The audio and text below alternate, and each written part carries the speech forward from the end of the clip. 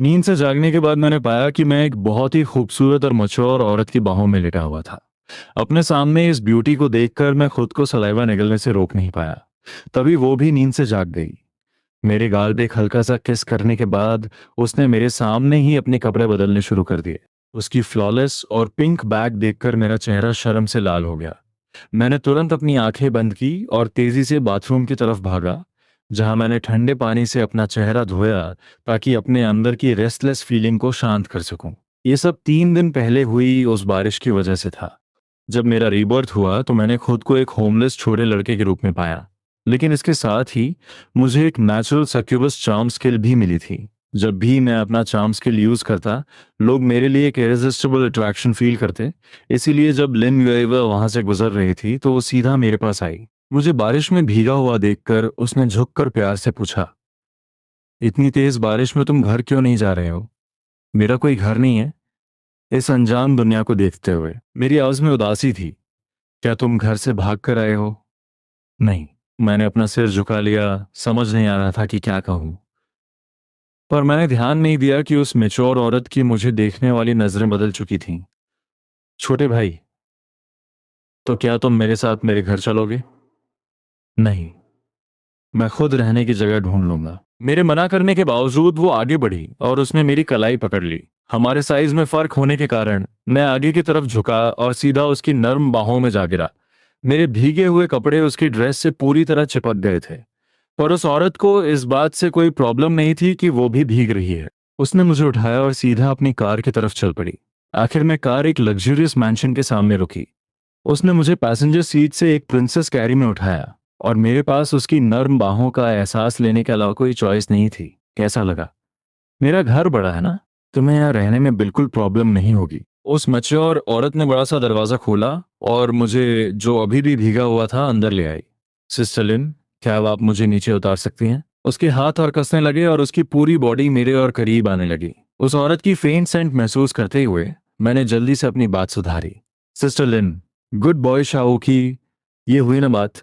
मेरी बात सुनकर लिन योर के होठों पर एक मुस्कान आई और उसने मुझे थोड़ी हिचकिचाहट के साथ नीचे उतारा। कार में सफर के दौरान मैंने उसकी आइडेंटिटी के बारे में सोचा था। वो एक डिजाइन कंपनी की सीनियर एग्जीक्यूटिव थी। वो काम के सिलसिले में बाहर थी जब उसकी मुझसे अचानक मुलाकात हुई। उसके वर्ड्स में उसे मुझसे पहली नजर में अट्रैक्शन हो गया था। अब ये अट्रैक्शन मेरी मासूमियत की वजह से था या किसी और चीज की वजह से, ये मुझे नहीं पता था। आखिरकार ऐसी खबरें अक्सर आती हैं कि अमीर लोग काफी अजीब शौक रखते हैं। मुझे उम्मीद थी कि सिस्टर लिन के दिमाग में कोई अजीब ख्याल नहीं होंगे। शाओकी, मैं पहले तुम्हें शावर लेने ले चलती हूँ। ये कहकर उसने मेरा हाथ पकड़ा और मुझे बाथरूम में ले आई। बाथरूम में खड़े होकर जब मैं अपने कपड़े उतारने वाला था तो मैंने नोटिस किया कि लिन यूईवे वहीं खड़ी थी। सिस्टर लिन, आप अभी तक क्यों नहीं गई? मैं भी नहाना चाहती हूँ। क्या तुम्हें नहीं दिख रहा कि मेरी ड्रेस भी पूरी तरह भीग चुकी है? ये कहकर उसने इंटेंशनली अपनी ड्रेस को थोड़ा सा उठाया। उसके ब्लैक लेस अंडरगारमेंट्स को देखकर मेरा चेहरा शर्म से लाल हो गया। सिस्टर लिन, मर्द और औरत अलग होते हैं, पर तुम इतने क्यूट हो। मैं तुम्हारे साथ नहाना चाहती हूँ। उसके होंठ हिले और उसकी मैच्योर सेंट पूरे बाथरूम में फैल गई। हाँ हाँ हाँ, तुम सच में मजेदार हो। मैं तो बस मजाक कर रही थी। मेरे घर में किसी मर्द के कपड़े नहीं है, तो तुम्हें मेरे नाइट गाउन से ही काम चलाना पड़ेगा। उसने अपने होठों को कवर किया और लाइटली मुस्कुराकर बाथरूम से चली गई। उसके जाने के बाद मैंने जल्दी से नहाना शुरू किया। नहाने के बाद मैंने दरवाजा खोला और कपड़े अंदर ले आया। पिंक बेयर वाला नाइट गाउन पहनकर मुझे काफी अजीब लग रहा था, जिसे मैं शब्दों में बयां नहीं कर सकता। शावुची, क्या तुम रेडी हो? तभी बाथरूम के बाहर से लिन यूए की आवाज आई।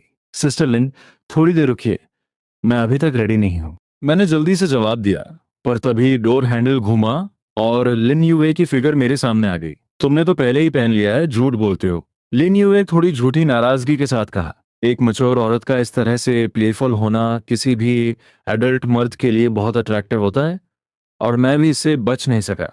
मैंने अपना सिर झुका लिया, उसकी आंखों में देखने की हिम्मत नहीं हुई। गिल्टी फील कर रहे हो? तो क्या तुम सजा के लिए तैयार हो? सिस्टर लिन, मुझे माफ कर दीजिए। नॉटी बॉय, अपनी आंखें बंद करो। उसकी सांसों की गर्माहट मेरे कानों पर महसूस हो रही थी।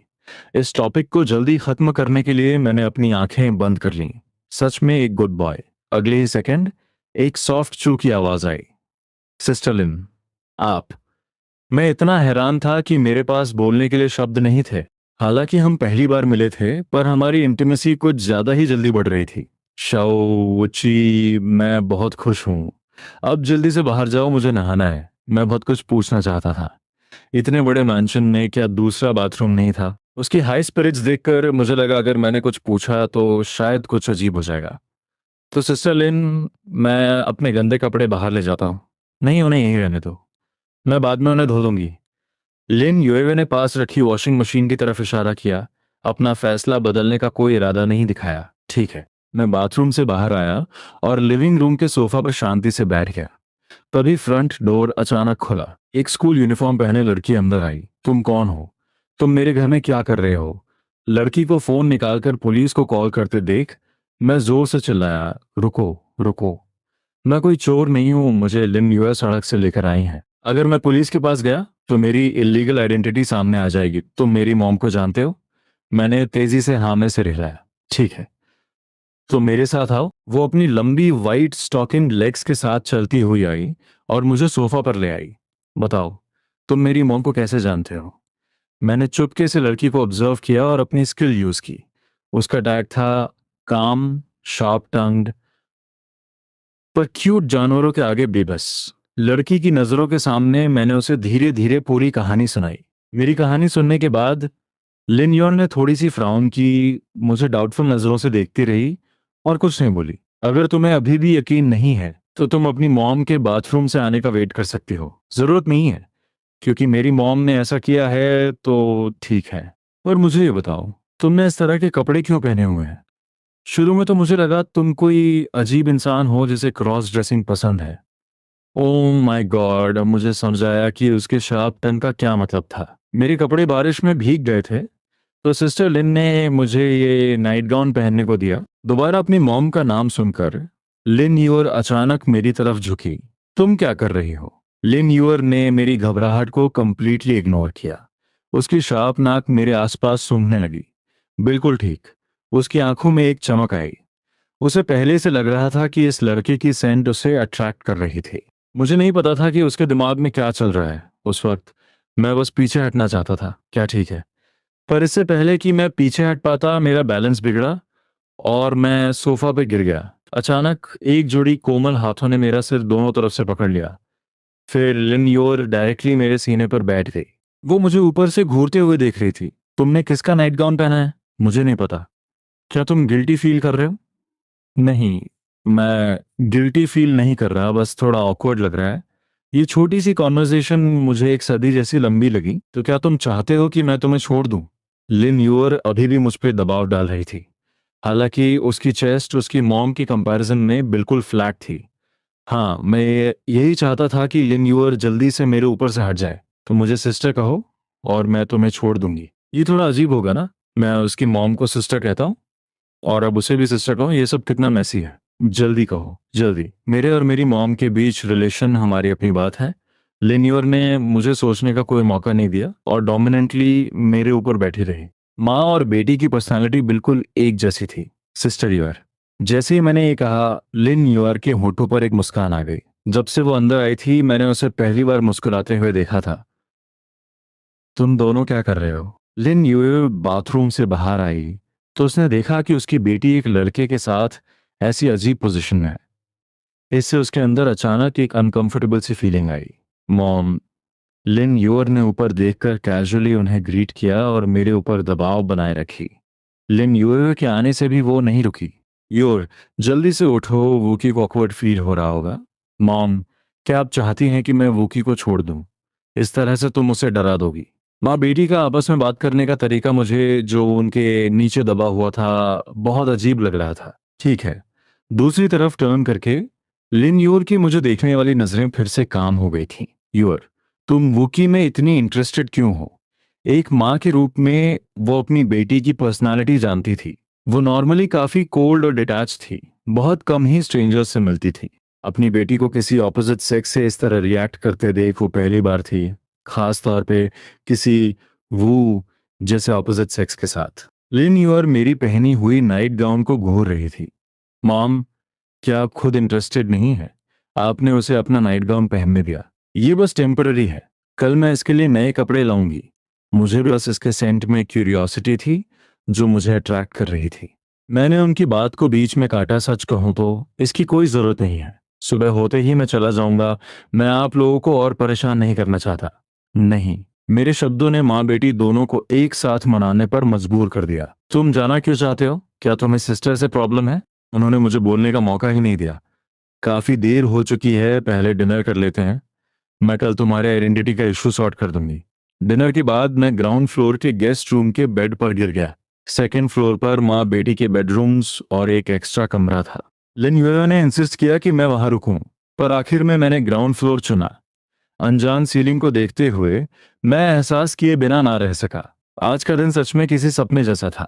फिर एक डीप थकान ने मेरे पूरे शरीर को घेर लिया। मैं लाइट ऑफ करने से पहले ही गहरी नींद में सो गया। ये क्यूट है, बिल्कुल एक छोटे पपी जैसा। मुझे नहीं पता मैं कितनी देर सोया था, पर मुझे एक हल्की आवाज सुनाई दी और मुझे लगा कि कोई मेरे लोअर बॉडी को टच कर रहा है। मैं स्ट्रगल करना चाहता था पर रुक नहीं पाया। ये टच काफी देर तक चलता रहा, यहाँ तक कि मुझे याद ही नहीं रहा कि ये कब रुका। मुझे लगा कि शायद नाइटमेयर खत्म हो गया, पर कुछ देर बाद अचानक नीचे फिर से कुछ फील हुआ। मुझे लगा ये बस एक सपना है, पर तब मैंने देखा कि मेरी पैंट्स आधी खुली हुई थी। क्या कल रात को जो हुआ वो सब कोई सपना नहीं था? मैंने परेशान होकर अपना सिर खुजाया, ये फैसला करते हुए कि अगली बार मैं रूम को लॉक करके ही सोऊंगा। जब लड़के घर से दूर हों तो उन्हें अपना ध्यान जरूर रखना चाहिए। तैयार होने के बाद जब मैं लिविंग रूम में पहुंचा तो वहां सिर्फ लिन यूअर थी। Good morning sister your. मैंने उसे विश किया और उसके ठीक सामने बैठने जा रहा था, पर आगे बढ़ने से पहले ही उसने मेरी रिस्ट पकड़ ली। उसने मुझे अपने बगल वाली सीट पर पॉइंट किया, यहाँ बैठो। ओके। हमारे रीसेंट इंटरेक्शन से मुझे समझ आया कि ये रिक्वेस्ट नहीं, एक ऑर्डर था जिसे मुझे मानना ही था। लिटिल ब्रदर, आओ अपना मुंह खोलो। लिन यूर ने ब्रेकफास्ट उठाया और मेरी तरफ बढ़ाया। सिस्टर यूर, ये क्या कर रहे हो? मुझे फीड करना। मुझे लगा शायद मैंने गलत सुना हो। आओ मुंह खोलो। मेरे मुंह के सामने झूल रहा खाना देखकर मुझे लगा अगर मैंने इसे लेने से मना किया तो शायद ये हटाया नहीं जाएगा। मैंने अपना मुंह खोला, पर सॉसेज वैसा नहीं था जैसा मैंने सोचा था। उसने बस इसे मेरे होंठों पर हल्के से टच किया। मैं कंफ्यूज था और ऊपर देखा। Sister your. थोड़ा और ऊपर देखने पर सॉसेज थोड़ी और ऊंची थी। मुझे उस पर गुस्सा निकालने का मन कर रहा था। क्या वो सीरियसली मुझे कुत्ते की तरह ट्रीट कर रही थी? ऊपर देखो। इस बार लिन यूअर ने मुझे और परेशान नहीं किया। बिल्कुल सही सोचा। मेरे लिटिल ब्रदर वाकई कुत्तों जैसे प्यारे हैं। लिन यूअर की आंखों में एक्साइटमेंट चमक रही थी। उसकी आंखों में देखते हुए मैंने फटाफट निवाला लिया और बोला, सिस्टर यूअर, मेरा खाना हो गया। मैंने जल्दी से कुर्सी से उठने की कोशिश की, पर एक कदम बढ़ाते ही उसने मुझे रोक लिया। लिटिल ब्रदर, तुम कहाँ जा रहे हो? मैं अपने कमरे में वापस जाना चाहता हूँ। मुझे एहसास था कि अभी मैं उसके लिए बहुत अपीलिंग बन गया हूँ। ये ऐसे नहीं चल सकता था। ये कपड़े अपने कमरे में ले जाओ और इन्हें पहनो। लिनियर ने मुझे एक तैयार सूट दिया। इन पहनने के बाद मेरे साथ निकलो। यांगचेन यूनिवर्सिटी में जाते हुए लिन यूअर ने पैसेंजर सीट पर मुझसे बात की। लिटिल ब्रदर, जब तुम कार से उतरोगे तो मेरे साथ ही चलना। किसी लड़की की बात मत सुनना, स्पेशली अगर वो सुंदर हो तो बिल्कुल भी मत सुनना। लिन यूअर जानती थी कि मेरा चार्म स्किल किस लड़की को अपनी तरफ खींच सकता है, इसलिए वो सबको इग्नोर करने का कह रही थी। और बात वही हुई। जब मैं कार से उतरा और उन फीमेल स्टूडेंट्स के बीच गया, मेरा चार्म स्किल इंस्टेंटली उनकी नजर मेरी तरफ खींचे जा रहा था। ये हैंडसम लड़का किसका है? अगर मुझे इसे 3 साल तक भी डिक करना पड़े तो भी नुकसान नहीं। छोटे भाई, क्या मैं तुम्हें छू सकती हूँ? अगर मेरे बगल में इस लड़की का प्रोटेक्शन नहीं होता तो शायद मैं वहां के स्टूडेंट से बच ना पाता। चलो तेजी से चलते हैं। लिन यूअर ने मेरा हाथ मजबूती से पकड़ा और हम टीचिंग बिल्डिंग की तरफ बढ़ने लगे। लिन यूअर के मुताबिक ये सफर उसकी एक फ्रेंड से मिलने के लिए था। स्टूडियो के अंदर जाते हुए मैंने लिन यूअर के पीछे देखा और एक डबल पोनीटेल्स वाली सुंदर लड़की को कॉर्नर में बैठे हुए ड्राइंग करते पाया, लेकिन वो थोड़ी एब्सेंट माइंडेड लग रही थी। उसके चेहरे पर कोई इमोशन नहीं था और वो शांति से अपने ड्राइंग बोर्ड पर काम कर रही थी। आसपास की हरकतें उस पर बिल्कुल भी असर नहीं डाल रही थीं। मैं लिन योर के साथ वहां गया। उसके ड्राइंग बोर्ड पर काम देखकर मैं खुद ही तारीफें करने लगा। जैकी, क्या तुमने ड्राइंग खत्म कर ली? योर ने पूछा। लड़की ने धीरे से टर्न किया और उसकी खूबसूरत चेहरे पर अभी भी कोई एक्सप्रेशन नहीं था और उसकी आवाज में भी कोई इमोशन नहीं था। अगर खत्म हो गया हो तो अपना सामान पैक करो और तैयार हो जाओ। लड़की ने अपना सिर थोड़ा सा टिल्ट किया और कंफ्यूजन में पूछा, हम कहाँ जा रहे हैं? हम तुम्हें कुछ रोजमर्रा की जरूरतें खरीदने ले जाएंगे। क्या हमने पहले डिसाइड नहीं किया था? ओह, मैं भूल गई। उन दोनों के बीच का कॉन्वर्जेशन थोड़ा अजीब था। मुझे ऐसा लगा कि वो लोग किसी दूसरे वेवलेंथ पर बात कर रही थी। तभी उस लड़की ने अचानक मुझे घूरना शुरू किया। लिन योर ने ये देखा और मेरे सामने थोड़ी शील्ड बनकर खड़ी हो गई। ताकि लू जाकी की घूर अजीब ना लगे, उसने समझाते हुए कहा, ये मेरी दोस्त लू जाकी है। वो एक इंटरनेशनल स्टूडेंट है और इसे आम बातों की ज्यादा समझ नहीं है। इससे घबराना मत।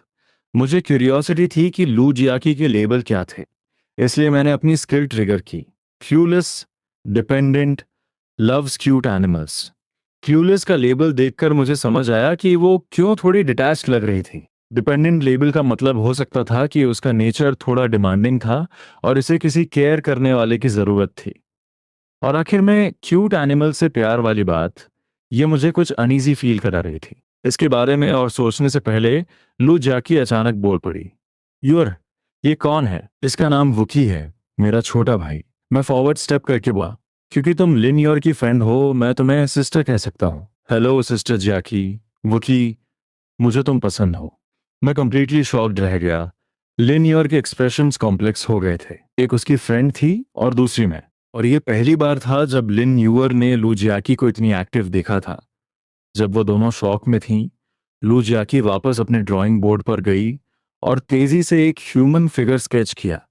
ये एक क्लियर लड़के का स्केच था जिसे एक लड़की ने बहुत कैजुअली पकड़ा था। मैं उसे ध्यान से देखता रहा और ड्राइंग में वो लड़का मेरी तरह था। पेन डाउन करने के बाद लू जैकी ने केयरफुली वो पेपर लिया और इसे मुझे ऑफर किया। ये उसकी ड्राइंग लेने के लिए मैं थोड़ा नर्वस था। लिनियोर अभी भी वहां खड़ी थी और मुझे समझ नहीं आया कि मुझे एक्सेप्ट करना चाहिए या नहीं। ये तो साफ तौर पे एक ट्रैप क्वेश्चन था। क्यों? तुमने इसे क्यों दिया? ये तुम्हारे लिए प्रेजेंट है। मांगा में हमेशा ऐसे ही दिखाते हैं। मांगा। उसने अचानक मेरी सोच की धज्जियां उड़ा दी। पहले गिफ्ट था और अब मांगा आ गया। मांगा में जो लड़का और लड़की पहली बार मिलते हैं वो अक्सर एक दूसरे को गिफ्ट्स देते हैं। लू जियाकी ने अपना सिर थोड़ा सा टेढ़ा कर सीरियसनेस से समझाया। इस पॉइंट पर लिन योर ने बीच में कहा, लिटिल ब्रदर ज्यादा सोचो मत, ये बस मांगा मूवीज और शोज के इन्फ्लुएंस में है। इसकी आर्टिस्टिक टैलेंट लाजवाब है और ये एक मांगा आर्टिस्ट बनना चाहती है। उसने आगे बढ़कर लू जैकी का गिफ्ट पकड़ा और बोली, चूंकि तुम ये गिफ्ट मेरे लिटिल ब्रदर को दे रही हो, मैं इसे उसकी तरफ से सेफ रखती हूँ। उसने स्केच पेपर उठाया और इसे साइड में रखा। उसने मुझे इसे देने का कोई चांस नहीं दिया। लू जैकी ने बस हाँ कहा। एक नेचुरल क्लूलेस लॉली के हिसाब से ये एक सीन था जो उसने एज्यूम किया। आर्ट रूम से बाहर आने के बाद लू जाकी फिर से शांत हो गई, किसी टिमिड हैमस्टर की तरह थोड़ी हेजिटेंट होकर पीछे चल रही थी। लिन्यूर चाहती थी कि उसकी फ्रेंड उसके पास वापस आए, पर उसने हेजिटेट करके अपना सिर हिला दिया। उसके दिल में थोड़ी नाराजगी उठ रही थी। इसे लिटिल ब्रदर को बाहर नहीं निकालना चाहिए था। मैंने उसके चार्म को अंडर एस्टिमेट किया था। पार्किंग लॉट आने पर जाकी, फ्रंट में बैठ जाओ, लिन यूर ने बोला, कार डोर ओपन करके सीट बेल्ट बांधते हुए। उसकी योजना थी कि उसने मुझे पीछे बिठा दिया और मुझे दूसरी फीमेल इंटरेक्शन से बचाकर रखे। नहीं, लू जैची ने तुरंत ना किया, जिससे लिन योर की परेशानी बढ़ गई। जैची, अच्छी लड़की बनो। लिन योर बहुत अच्छी तरह समझ रही थी कि उसकी फ्रेंड पीछे बैठना चाहती थी। डायरेक्टली मुझे एम कर रही थी। पीछे बैठना अच्छा है। पर लू जियाची फिर से रिजेक्ट करती रही और मेरी तरफ अपना फोकस नहीं हटा रही थी। सिस्टर यूर, मुझे लगता है कि मैं सामने वाली सीट में बैठ जाऊं। मैं उसके इतने क्लियर फोकस के साथ पीछे नहीं बैठना चाहता था। Compare to her, passenger seat is lot safer. ये सुनकर लिन ईयर फाइनली मंजूर हुई। ये लिटिल ब्रदर कितना समझदार है। मेरे सामने बैठने के बाद लू जाकी ने फाइनली एक इमोशनली अलग चेहरा बनाया, जैसे किसी पसंदीदा पेट को खो देना। मेरी वजह से लिन यूर ने थोड़ी स्पीड बढ़ा ली, पर स्टेबल ड्राइविंग ने लू जियाकी को मौका दे दिया, जो पीछे बैठी थी। पहले वो पैसेंजर सीट की डायरेक्शन में हिली और फिर अपनी लीन बॉडी आगे की तरफ झुकाई और उसकी सॉफ्ट हैंड से मेरे फ्रंट सीट को कवर करने लगी। फिर उसने मेरी बाहों को पकड़ लिया और मैं उससे छुड़ाने की कोशिश करने लगा। छुड़ाने का कोई फायदा नहीं। उनकी पकड़ लोहे के बंदिश की तरह थी और मुझे टाइटली लॉक कर दिया था। तभी आवाजें हुई और लिन योर ने मुझे देखा। लू जाकी, क्वाइट हो जा। लिन योर की आवाज कोल्ड थी और कार में गर्माहट हाफ तक ड्रॉप हुई लगती थी। लू चाची ने इमीडिएटली अपनी पकड़ को श्रिंक किया और थैंकफुली अब आगे डिस्टर्ब नहीं किया। कार एक लार्ज मॉल में पार्क हुई। निकलने के बाद पहले लिन न्यूअर ने मुझे सेफ्टी दिलाकर पीछे शील्ड किया और फिर लू चाची को दूसरी जगह पर पुल किया। लू चाची ठीक उस जगह पर को ना नहीं। लू जाकी ने अगेन बोल्ड बातें करनी चालू की। "हम्म, मुझे लिटिल ब्रदर पसंद है। जैकी तुम अभी पसंद करने की बातें ठीक समझती नहीं। मैं चाहती हूँ लिटिल ब्रदर मेरे मांगा का मेन कैरेक्टर बने। ये मेरे हाँ, मैं लिटिल ब्रदर को अपने मांगा मूवी में चाहती हूँ। सिचुएशन फिर टेंस बन गई और दो गर्ल्स खामोश एक्सचेंज में देखती थीं और at the end Lin Yuer ने कहा, हम इस बारे में बाद में डिसाइड करेंगे। आज पहले तुम्हारी लाइफ की प्रॉब्लम सॉल्व करते हैं। वैसे कहने को तो कह दिया, पर लिन यूर ने मन ही मन पक्का इरादा कर लिया था कि आगे से इन दोनों को कभी मिलने नहीं देगी। अगर बात आगे बढ़ी तो वैसी ही फीलिंग आएगी कि हम पक्के बेस्ट फ्रेंड्स हैं और तुम मेरे भाई की वो बनना चाहती हो। यूर दी, क्या हम शॉपिंग मॉल जा रहे हैं? आज जैकी के लिए कुछ इनोवेयर खरीदने जाना है। क्या मैं ना आऊं? बिल्कुल नहीं, मैंने हिचकिचाते हुए पूछा, पर जवाब में दोनों लड़कियों ने एक साथ मना कर दिया। अकेला लड़का होने के नाते मुझे मजबूरी में लेडीज अंडरगारमेंट्स के स्टोर में जाना पड़ा। मैं बस यही दुआ कर रहा था कि ये दोनों दीदियां जल्दी अपनी शॉपिंग खत्म करें। पूछी, भाई ये कैसा लग रहा है? तभी शॉपिंग के बीच में लू जैकी ने एक ब्लैक जी स्ट्रिंग उठाई और मेरी तरफ देखा। मैं तो सन्न रह गया। मैं एकदम हक्का बक्का खड़ा था। ये लड़कियों के पर्सनल कपड़े हैं, मुझसे पूछना क्या सही है? कैसा है? लू जैकी ने दोबारा पूछा। जैसे बिना जवाब लिए वो रुकने वाली नहीं थी। ब्लैक काफी मैच्योर लगता है। जाकी दी पर पिंक ज्यादा सूट करेगा। परेशान होकर मेरे मुंह से बस यही निकला, क्योंकि लू जाकी की बॉडी किसी लोलिता जैसी थी और लोलिता का ख्याल आते ही मुझे पिंक याद आता है। प्योर ब्लैक जैसा मैच्योर रंग छोटी हाइट वाली मासूम लड़कियों पर जचता नहीं है। ठीक है, तो पिंक ही लेते हैं। इतना कहकर उसने हाथ वाली जी स्ट्रिंग बदली और मेरी तरफ एक अजीब सी चमकती आंखों से देखा। मैं इसे पहनकर तुम्हें दिखाना चाहती हूँ, चलेगा? अरे जाकी दी, मजाक मत कीजिए। मैं तो बुरी तरह डर गया। मैंने देखा कि लुजियाकी ने सच में अपने हाथ स्कर्ट के किनारे पर रख दिए थे। अगर उस पल मैंने हाँ कह दी होती तो शायद वो सबके सामने ही अपनी ड्रेस उतार देती।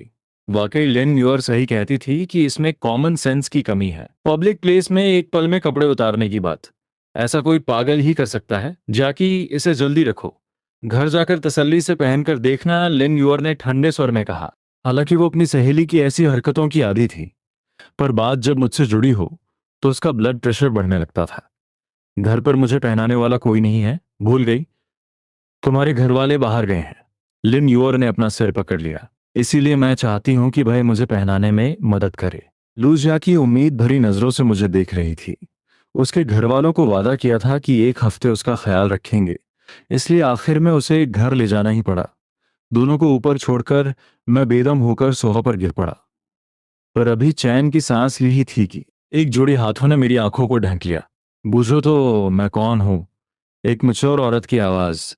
जवाब एकदम साफ था, अंदाजा लगाने की जरूरत ही नहीं थी। Lindy, welcome home. मजा नहीं आया। मुझे लगा तुम गलत नाम लोगे और मैं नन्हे वूकी को सजा दूंगी। पीछे से लिंग युए ने अपना सिर निकाला और झुककर मुझे देखने लगी। मेरी गलती नहीं है, आपकी आवाज पहचानना बहुत आसान है। झूठ बोलना बुरी बात है, मैंने तो जानबूझकर अपनी आवाज बदली थी।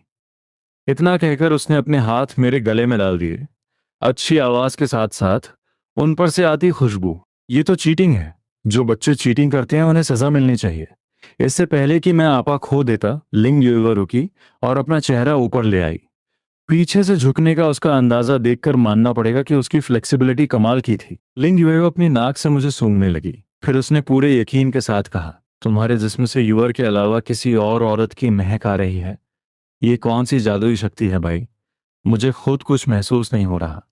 क्या आज तुम चोरी छिपे बाहर किसी और के साथ डेट पर गए थे? उसका लहजा अचानक बदल गया। वो शांत स्वभाव गायब हो गया और चेहरा सख्त होने लगा। उसकी नजरें इतनी खूंखार हो गईं कि आसपास का माहौल बर्फीला लगने लगा। मुझे लगने लगा कि ये औरत युवरदी का ही कोई दूसरा रूप है। बोलो, क्या तुम्हारा दिल डोल गया है? यह अचानक बदलाव इतना भयानक था कि मैं हक्का बक्का रह गया। पर अगली चीज ने तो मेरी धड़कनें रोक दी। उसके ऊपर से मैच्योर लेडी वाला लेबल गायब हो गया और उसकी जगह डरावने लेबल्स आ गए। यान्दरे, पोजेसिव, जेलस। अगर मुझे याद है तो पहले उसके लेबल्स इंडिपेंडेंट और अंडरस्टैंडिंग थे। सिर्फ एक दिन में इतना बड़ा बदलाव कैसे? जल्दी बताओ, ये किस औरत की महक है? उसने अपने हाथ मेरे गले के चारों तरफ कस लिए।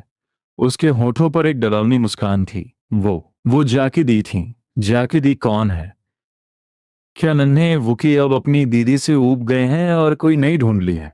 उसकी आवाज कांपने लगी और मेरे गले पर उसकी पकड़ और भी सख्त हो गई। मुझे लगा जैसे मैं गहरे पानी में डूब रहा हूं और सांस लेने के लिए तड़प रहा हूं। नहीं। जैकी यूअर दी की क्लासमेट है? ये सुनते ही लिंग युएओ के हाथ ढीले पड़ गए। हाथ हटते ही मैंने गहरी सांसें ली। शुक्र है, ताज़ी हवा मिली। ओह, तो ये यूअर की वो बिगड़ी हुई दोस्त है। उसके चेहरे के भाव फिर से सामान्य होने लगे, जैसे पिछला पल बस एक वहम था। ये बच्ची भी ना, तुम दोनों के साथ कुछ बुरा तो नहीं हुआ ना? उसकी आंखों में अब फिर से वही फिक्र और प्यार था। वो वापस अपनी अंडरस्टैंडिंग वाली फॉर्म में आ चुकी थी। हम उसे स्कूल के आर्ट रूम में लेने गए थे। आई एम सॉरी ओकी, दीदी बुरी है। अचानक वो पास आई और मुझे सोफा पे ही गले लगा लिया। अरे यार, माफी मांगनी है तो मांगो, ये बार बार चिपकना जरूरी है क्या? दीदी बस डर गई थी कि कोई बुरी औरत तुम्हें बहला न ले जाए, इसलिए इमोशंस थोड़े भटक गए। मुझे लगा आप मेरा गला ही घोंट देंगी। नहीं, दीदी को अंदाजा है। ज्यादा से ज्यादा तुम बस बेहोश होते। बेहोश होने के बाद क्या करती? ये सोचकर ही रोंगटे खड़े हो गए। वो दम घुटने वाला एहसास था। वो बता रहा था कि ये कोई सपना नहीं था। जब भी मेरे पास कोई और लड़की होती, लिंग युए पूरी तरह बदल जाती थी। वो मुझे बड़े प्यार से बाहों में भरे रही, जब तक कि लिन यूएर और लू जैकी सीढ़ियों से नीचे नहीं आ गई। मम्मी, अभी दिन का उजाला है। लिन यूएर ने आते ही देखा कि मैं उसकी माँ की गोद में हूँ। मैं तो बस भाई के साथ खेल रही हूँ। यूएर, तुम्हारा अंदाज थोड़ा गलत है। अपनी बेटी की टोका टाकी पर वो बस मुस्कुराई, पर मुझे छोड़ा नहीं। मम्मी, आप बहुत जिद्दी हैं। देखिए, भाई को चोट लग गई है। लिन योर ने मेरे गले पर वो लाल निशान देख लिया था, जो अब थोड़े हल्के पड़ रहे थे। कोई बात नहीं योर दी, लिंग दी बस मजाक कर रही थी। मैंने बात संभालने की कोशिश की, ताकि माँ बेटी में झगड़ा न हो जाए। मुझे भी भाई के साथ खेलना है। मासूम सी दिखने वाली लू जाकी मेरी तरफ बढ़ने लगी। भाई हागी। उसने इस बात पर ध्यान ही नहीं दिया कि मैं पहले से लिंग योयो की बाहों में हूं और सीधे चिपक गई। ये क्या तमाशा है? मैं उन दोनों के बीच किसी सैंडविच की तरह फंस गया था। तुम लू जाकी हो ना? अपनी चीज में किसी और का हिस्सा देखकर लिंग जुए को बिल्कुल अच्छा नहीं लगा। उसने अपने हाथ मेरी कमर के पीछे से ले जाकर लू जाकी के कंधे पकड़ लिए। मैं मैं लू जाकी समझ नहीं पा रही थी कि ये बड़ी दीदी उसे क्यों पकड़ रही है, पर उसने मुझे छोड़ना नहीं चाहा। क्या जाकी जी मेरे वूकी को छोड़ सकती हैं? नहीं, मुझे भाई पसंद है। जैसे ही उसने ये कहा, लिंग युएओ की पकड़ मेरे ऊपर और भी ज्यादा कसने लगी। उसके स्वभाव में वो बदलाव फिर से शुरू हो रहा था। रुको, इतनी टेंशन मत लो।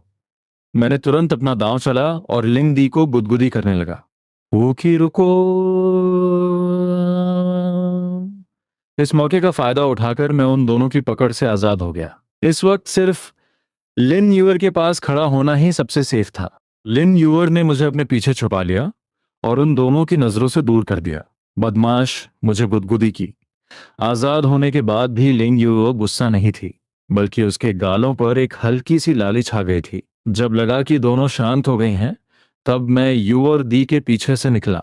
मुझे आप सबके साथ रहना बुरा नहीं लगता, पर मुझे लगता है कि हमें कुछ रूल शर्तें तय कर लेने चाहिए। अगले ही पल मेरी आंख खुली और मैंने खुद को अपनी क्लासमेट की माँ की बाहों में पाया। उस मचौर लेडी की खूबसूरती देखकर मेरा गला सूखने लगा। तभी उसकी भी नींद खुली। मेरे गाल पर एक हल्का सा किस करने के बाद वो मेरे सामने ही अपने कपड़े बदलने लगी। उसकी दूध जैसी सफेद पीठ देखकर मेरा चेहरा लाल हो गया। मैंने अपनी आंखें बंद की और सीधे बाथरूम की तरफ भागा। ठंडे पानी से चेहरा धोया ताकि मन की हलचल शांत हो सके। थोड़ी देर बाद मैं सीढ़ियों पर खड़ा होकर उन तीनों लड़कियों को देख रहा था।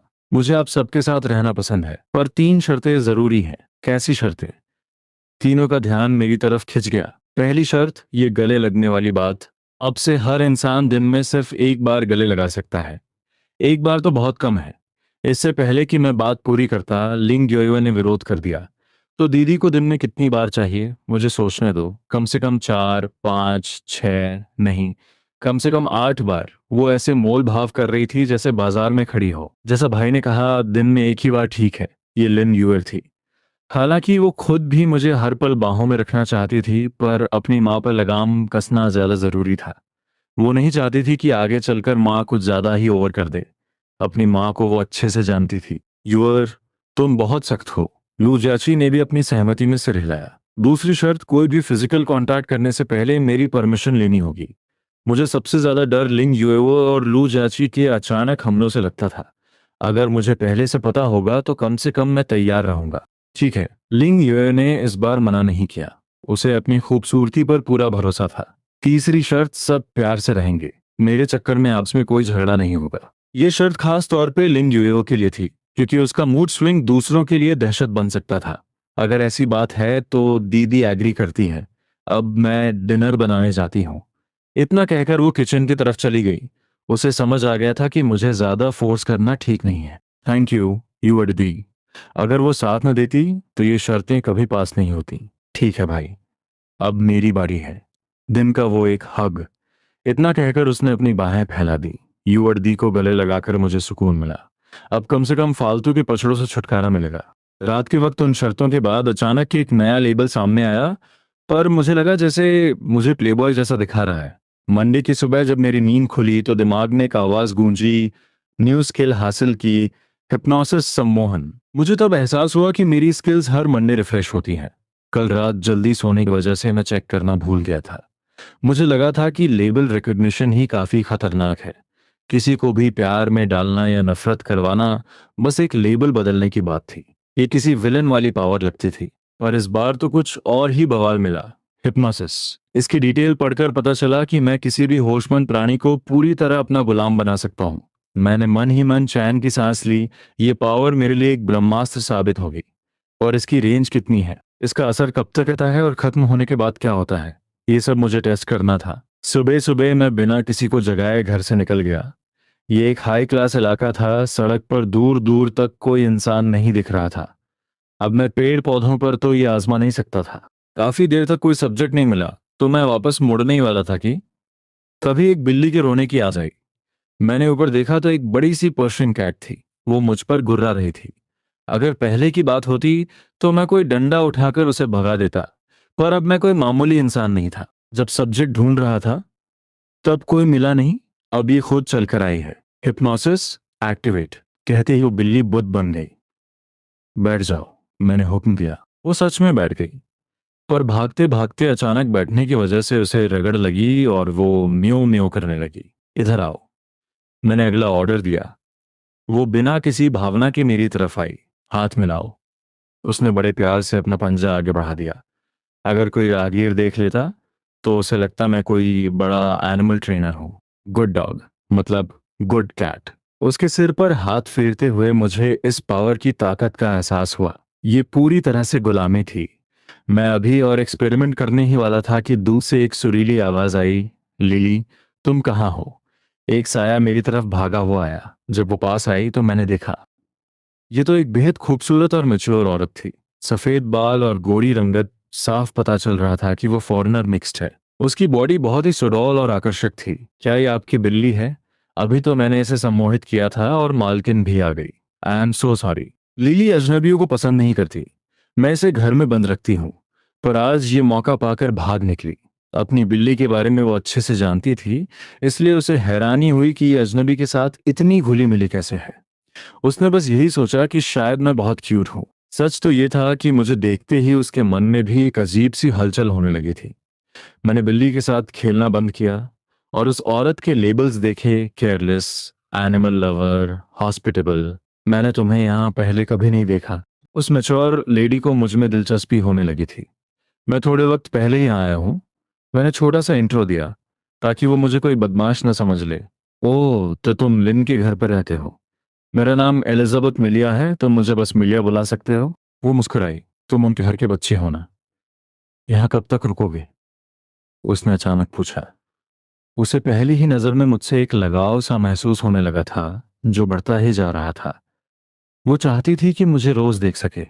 मेरा अब कोई परिवार नहीं है। लिंग दी को मुझ पर तरस आया और वो मुझे घर ले आई।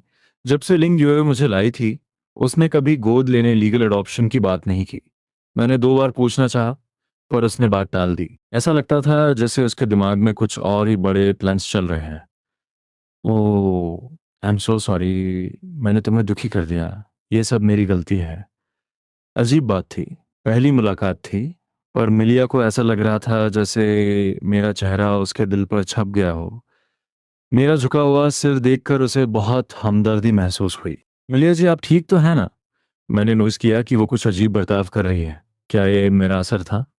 पर मैंने तो कुछ किया ही नहीं था, समोहन तो सिर्फ बिल्ली पर आजमाया था। ना, नहीं, कुछ नहीं। शुक्र है वो पागलपन कुछ ही देर रहा और वो नॉर्मल हो गई। सॉरी, मजाक बन गया। अभी कुछ देर पहले उसके मन में आ रहा था कि मुझे अपनी बाहों में भरकर दुलार करे। मिलिया जी, आपके पति, वो वो मेरी बेटी के पिता हैं। पर काम के चक्कर में वो सालों से घर नहीं आए। उसकी आवाज में एक अकेलापन और उदासी थी। मुझे समझ नहीं आया कि क्या कहूँ। पति सालों से गायब और अकेले बेटी को पालने वाली औरत, ये तो भावनाओं का सैलाब था। वो कि जब भी वक्त मिले मेरे घर आना, मेरी बेटी तुम्हें बहुत पसंद करेगी। सिर्फ बेटी ही नहीं, मीला तो खुद मुझे अभी अपने घर ले जाना चाहती थी। हाँ हाँ, जरूर देखेंगे। मैंने बस दिखावे के लिए सिर हिलाया और वहां से निकला। घर जाकर मैंने लिंग युए को बताया तो उसने कहा कि वो उसे जानती है, अच्छी औरत है, पर मुझे उससे दूर रहना चाहिए। मुझे डर था कि कहीं लिंग दी फिर से यानदेर न बन जाए, इसलिए मैंने ये नहीं बताया कि उसने मुझे घर बुलाया है। खाना खाने के बाद वो मुझे स्कूल छोड़ने गई बाचन अकादमी। नन्हे वो की, अगर कोई परेशान करे तो मुझे कॉल करना। जी दीदी, आप आराम से जाना। मैंने हाथ हिलाकर उसे विदा किया। स्कूल सिर्फ कुछ किलोमीटर दूर था, उसे आने की जरूरत नहीं थी। खैर, काफी इमोशनल विदाई के बाद उसकी मौजराती वहां से गई और मैं कैंपस के अंदर चला गया। अमीरों का स्कूल था, एक से बढ़कर एक खूबसूरत लड़कियां थीं, सब सज धज के आई थीं। मेरे चार्म सक्यूबस वाले लेबल की वजह से लड़कियों की नजरें मुझ पर टिक गईं। शुक्र है मैं जल्दी से निकल गया, वरना भीड़ मुझे घेर लेती। Good morning teacher. उम्मीद है कि मैं उनसे दूर रहूं। मुझे डर था कि कहीं लिंग भी फिर से अंधेरे मोड में ना आ जाएं, इसलिए मैंने उनके घर जाने वाले इनवाइट के बारे में कुछ नहीं बताया। खाना खाने के बाद लिंग गए हुए मुझे स्कूल छोड़ने आई, बच्चन अकेडमी। मैंने वो की, अगर कोई तुम्हें परेशान करे तो मुझे फौरन कॉल करना। जी लिंग दी, मैं समझ गया। आप आराम से गाड़ी चलाइएगा। मैंने हाथ हिलाकर उन्हें विदा किया। सच तो यह है कि उनके आने की जरूरत नहीं थी, क्योंकि स्कूल घर से बस कुछ ही किलोमीटर दूर था। काफी इमोशनल विदाई के बाद लिंग युए ने अपनी माजराती स्टार्ट की और चली गई। उनकी कार को ओझल होते देख मैं भी कैंपस की तरफ बढ़ गया। ये वाकई रईसों का स्कूल था। यहाँ एक से बढ़कर एक सुंदर लड़कियां थीं और सबने बहुत ही शानदार मेकअप कर रखा था। मेरे चार्म वाले लेबल की वजह से स्कूल में कदम रखते ही लड़कियों की नजरें मुझ पर टिकने लगीं। शुक्र है कि मैं फुर्ती से वहां से निकल गया, वरना लड़कियों की भीड़ मुझे घेर लेती। Good morning teacher. नए स्टूडेंट्स की रिपोर्टिंग का वक्त था। मैं स्टाफ रूम में गया और उस शख्स को ढूंढा जिसने कल मेरा एडमिशन किया था। मुझे इतनी जल्दी स्कूल में देखकर थोड़े हैरान रह गए। वो की छात्र, आप तो काफी जल्दी आ गए। मेरी क्लास में लगभग 40 स्टूडेंट्स थे, जिनमें ज्यादातर लड़कियां थीं। जैसे ही मैं अपनी क्लास में पहुंचा, वहां का माहौल अचानक से बदल गया। कितना गोरा लड़का है, एक बार गले लग जाओ। सच में कितना प्यारा है। मुझे पता था कि हंगामा होगा, पर यह नहीं सोचा था कि निकलते ही बेकाबू हो जाएगा।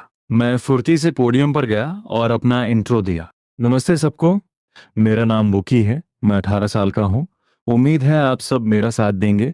जैसे ही मेरी उम्र उनके कानों में पड़ी, लड़कियां और भी ज्यादा एक्साइटमेंट में आ गईं। हे भगवान, सिर्फ 18 साल का। तभी टीचर ने दखल दिया। सब शांत हो जाइए, पहले वो की छात्र को अपनी जगह चुनने दें। जगह चुनने की बात सुनकर लड़कियां और भी जोश में आ गईं। खासकर एक अमीर घर की लड़की मेरी तरफ पागलों की तरह हाथ हिला रही थी। मैंने उसे एक नजर देखा और मन बदल लिया। अगर उसके बगल में बैठा तो लड़कियों के बीच में ही फंस जाऊंगा। आखिर में मैंने अपनी नजर कोने में बैठे एक लड़के पर टिकाई। उसके बाल मशरूम कट थे, जिसने उसका आधा चेहरा ढक रखा था, और उसने गोल चश्मा पहना था। उसने दुमरी डंगरी पहन रखी थी, बिल्कुल किसी रियलिटी शो के हीरो जैसा लग रहा था। दोस्त, क्या तुम्हारे बगल वाली जगह खाली है? पर उस लड़के ने मेरी तरफ देखा तक नहीं। उसने अपना चेहरा डेस्क पर टिका लिया और रह रहकर कांपने लगा। दोस्त, क्या मैंने तुम्हें डरा दिया? मुझे ताज्जुब हुआ, ऐसा पहली बार हो रहा था। मेरे पूछने पर वो और भी ज्यादा कांपने लगा। वो जितना डर रहा था, मेरा मन उसके साथ बैठने का उतना ही ज्यादा होने लगा। उसे देखकर मन में एक अजीब सी प्रोटेक्शन वाली भावना जाग रही थी। मत, मत बैठो यहाँ, वरना सब तुम्हें भी पसंद नहीं करेंगे। तभी उस लड़के के मुंह से एक धीमी आवाज निकली। उसके लहजे में अकेलापन और हीन भावना साफ झलक रही थी, वो जैसे नेगेटिव इमोशंस का ढेर हो। मैंने उसके सिर के ऊपर के लेबल्स देखे, socially anxious, timid, wants to hide in spring. मुझे लगा था कि उसे बस थोड़ी घबराहट है, पर यह तो काफी सीरियस मामला था। मुझे किसी के रिजेक्ट करने का डर नहीं है, और मैं तुम्हारा दोस्त बनना चाहता हूँ।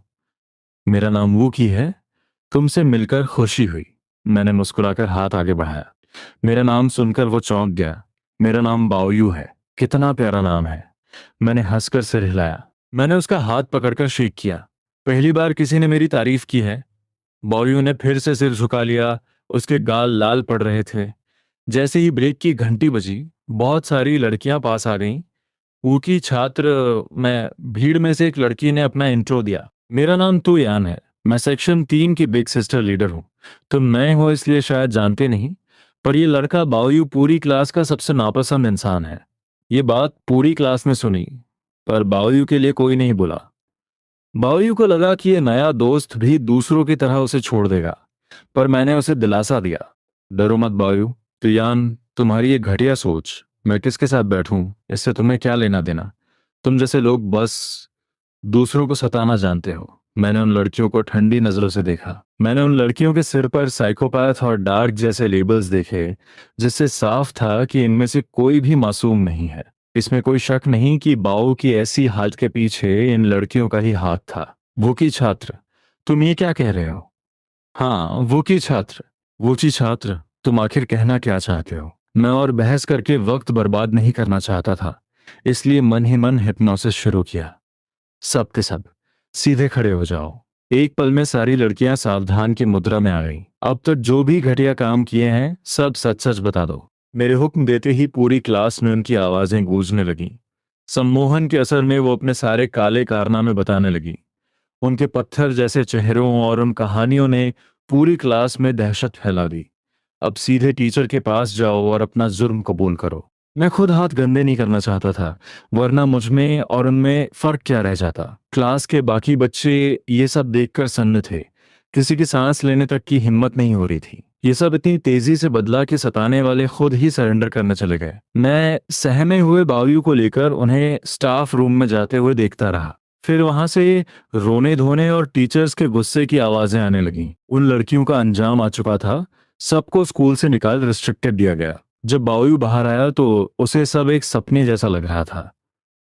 वो कि छात्र, क्या मैं सपना देख रहा हूँ? हम क्लास में वापस नहीं गए, बल्कि स्कूल के मैदान में आ गए। बधाई हो बायू, तुमने अपने दिल के उस बुरे सपने को हमेशा के लिए खत्म कर दिया। नहीं, बायू ने सिर हिलाया। ये सब मैंने नहीं, वो छात्र ने किया है।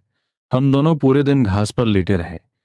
स्कूल खत्म होने के बाद मैंने अपने दोस्त को अलविदा कहा और घर की तरफ निकल पड़ा। जैसे ही मैं घर के दरवाजे पर पहुंचा और उसे खोलने ही वाला था कि पास से एक जानी पहचानी आवाज आई। अरे ओकी, तुम अभी घर लौटे हो क्या? ये वही यूअर जैसी पर थोड़ी मैच्योर आवाज थी। मिलिया दी, जितना सुबह मिला था। नमस्ते मिलिया दी। मैंने मुकर अपनी पड़ोसी मिक्स्ड ब्यूटी को देखा। वो अपनी नीली आंखों से मुझे निहार रही थी। नन्हे वुकी, क्या तुम मेरे घर आना चाहोगे? मिलिया ने मुस्कुराते हुए मुझे इनवाइट किया। ये शायद ठीक नहीं होगा, मैं हिचकिचाते हुए कहा। इसमें गलत क्या है? मेरी बेटी भी घर पे है, शायद तुम दोनों दोस्त बन जाओ। इतना कहकर उसने जबरदस्ती मेरा हाथ पकड़ा और मुझे अपने घर के अंदर ले गई। आंख खुली तो देखा कि मैं अपनी क्लासमेट की माँ की बाहों में हूँ। उस मैच्योर लेडी की खूबसूरती को करीब से देखकर मेरा गला सूखने लगा।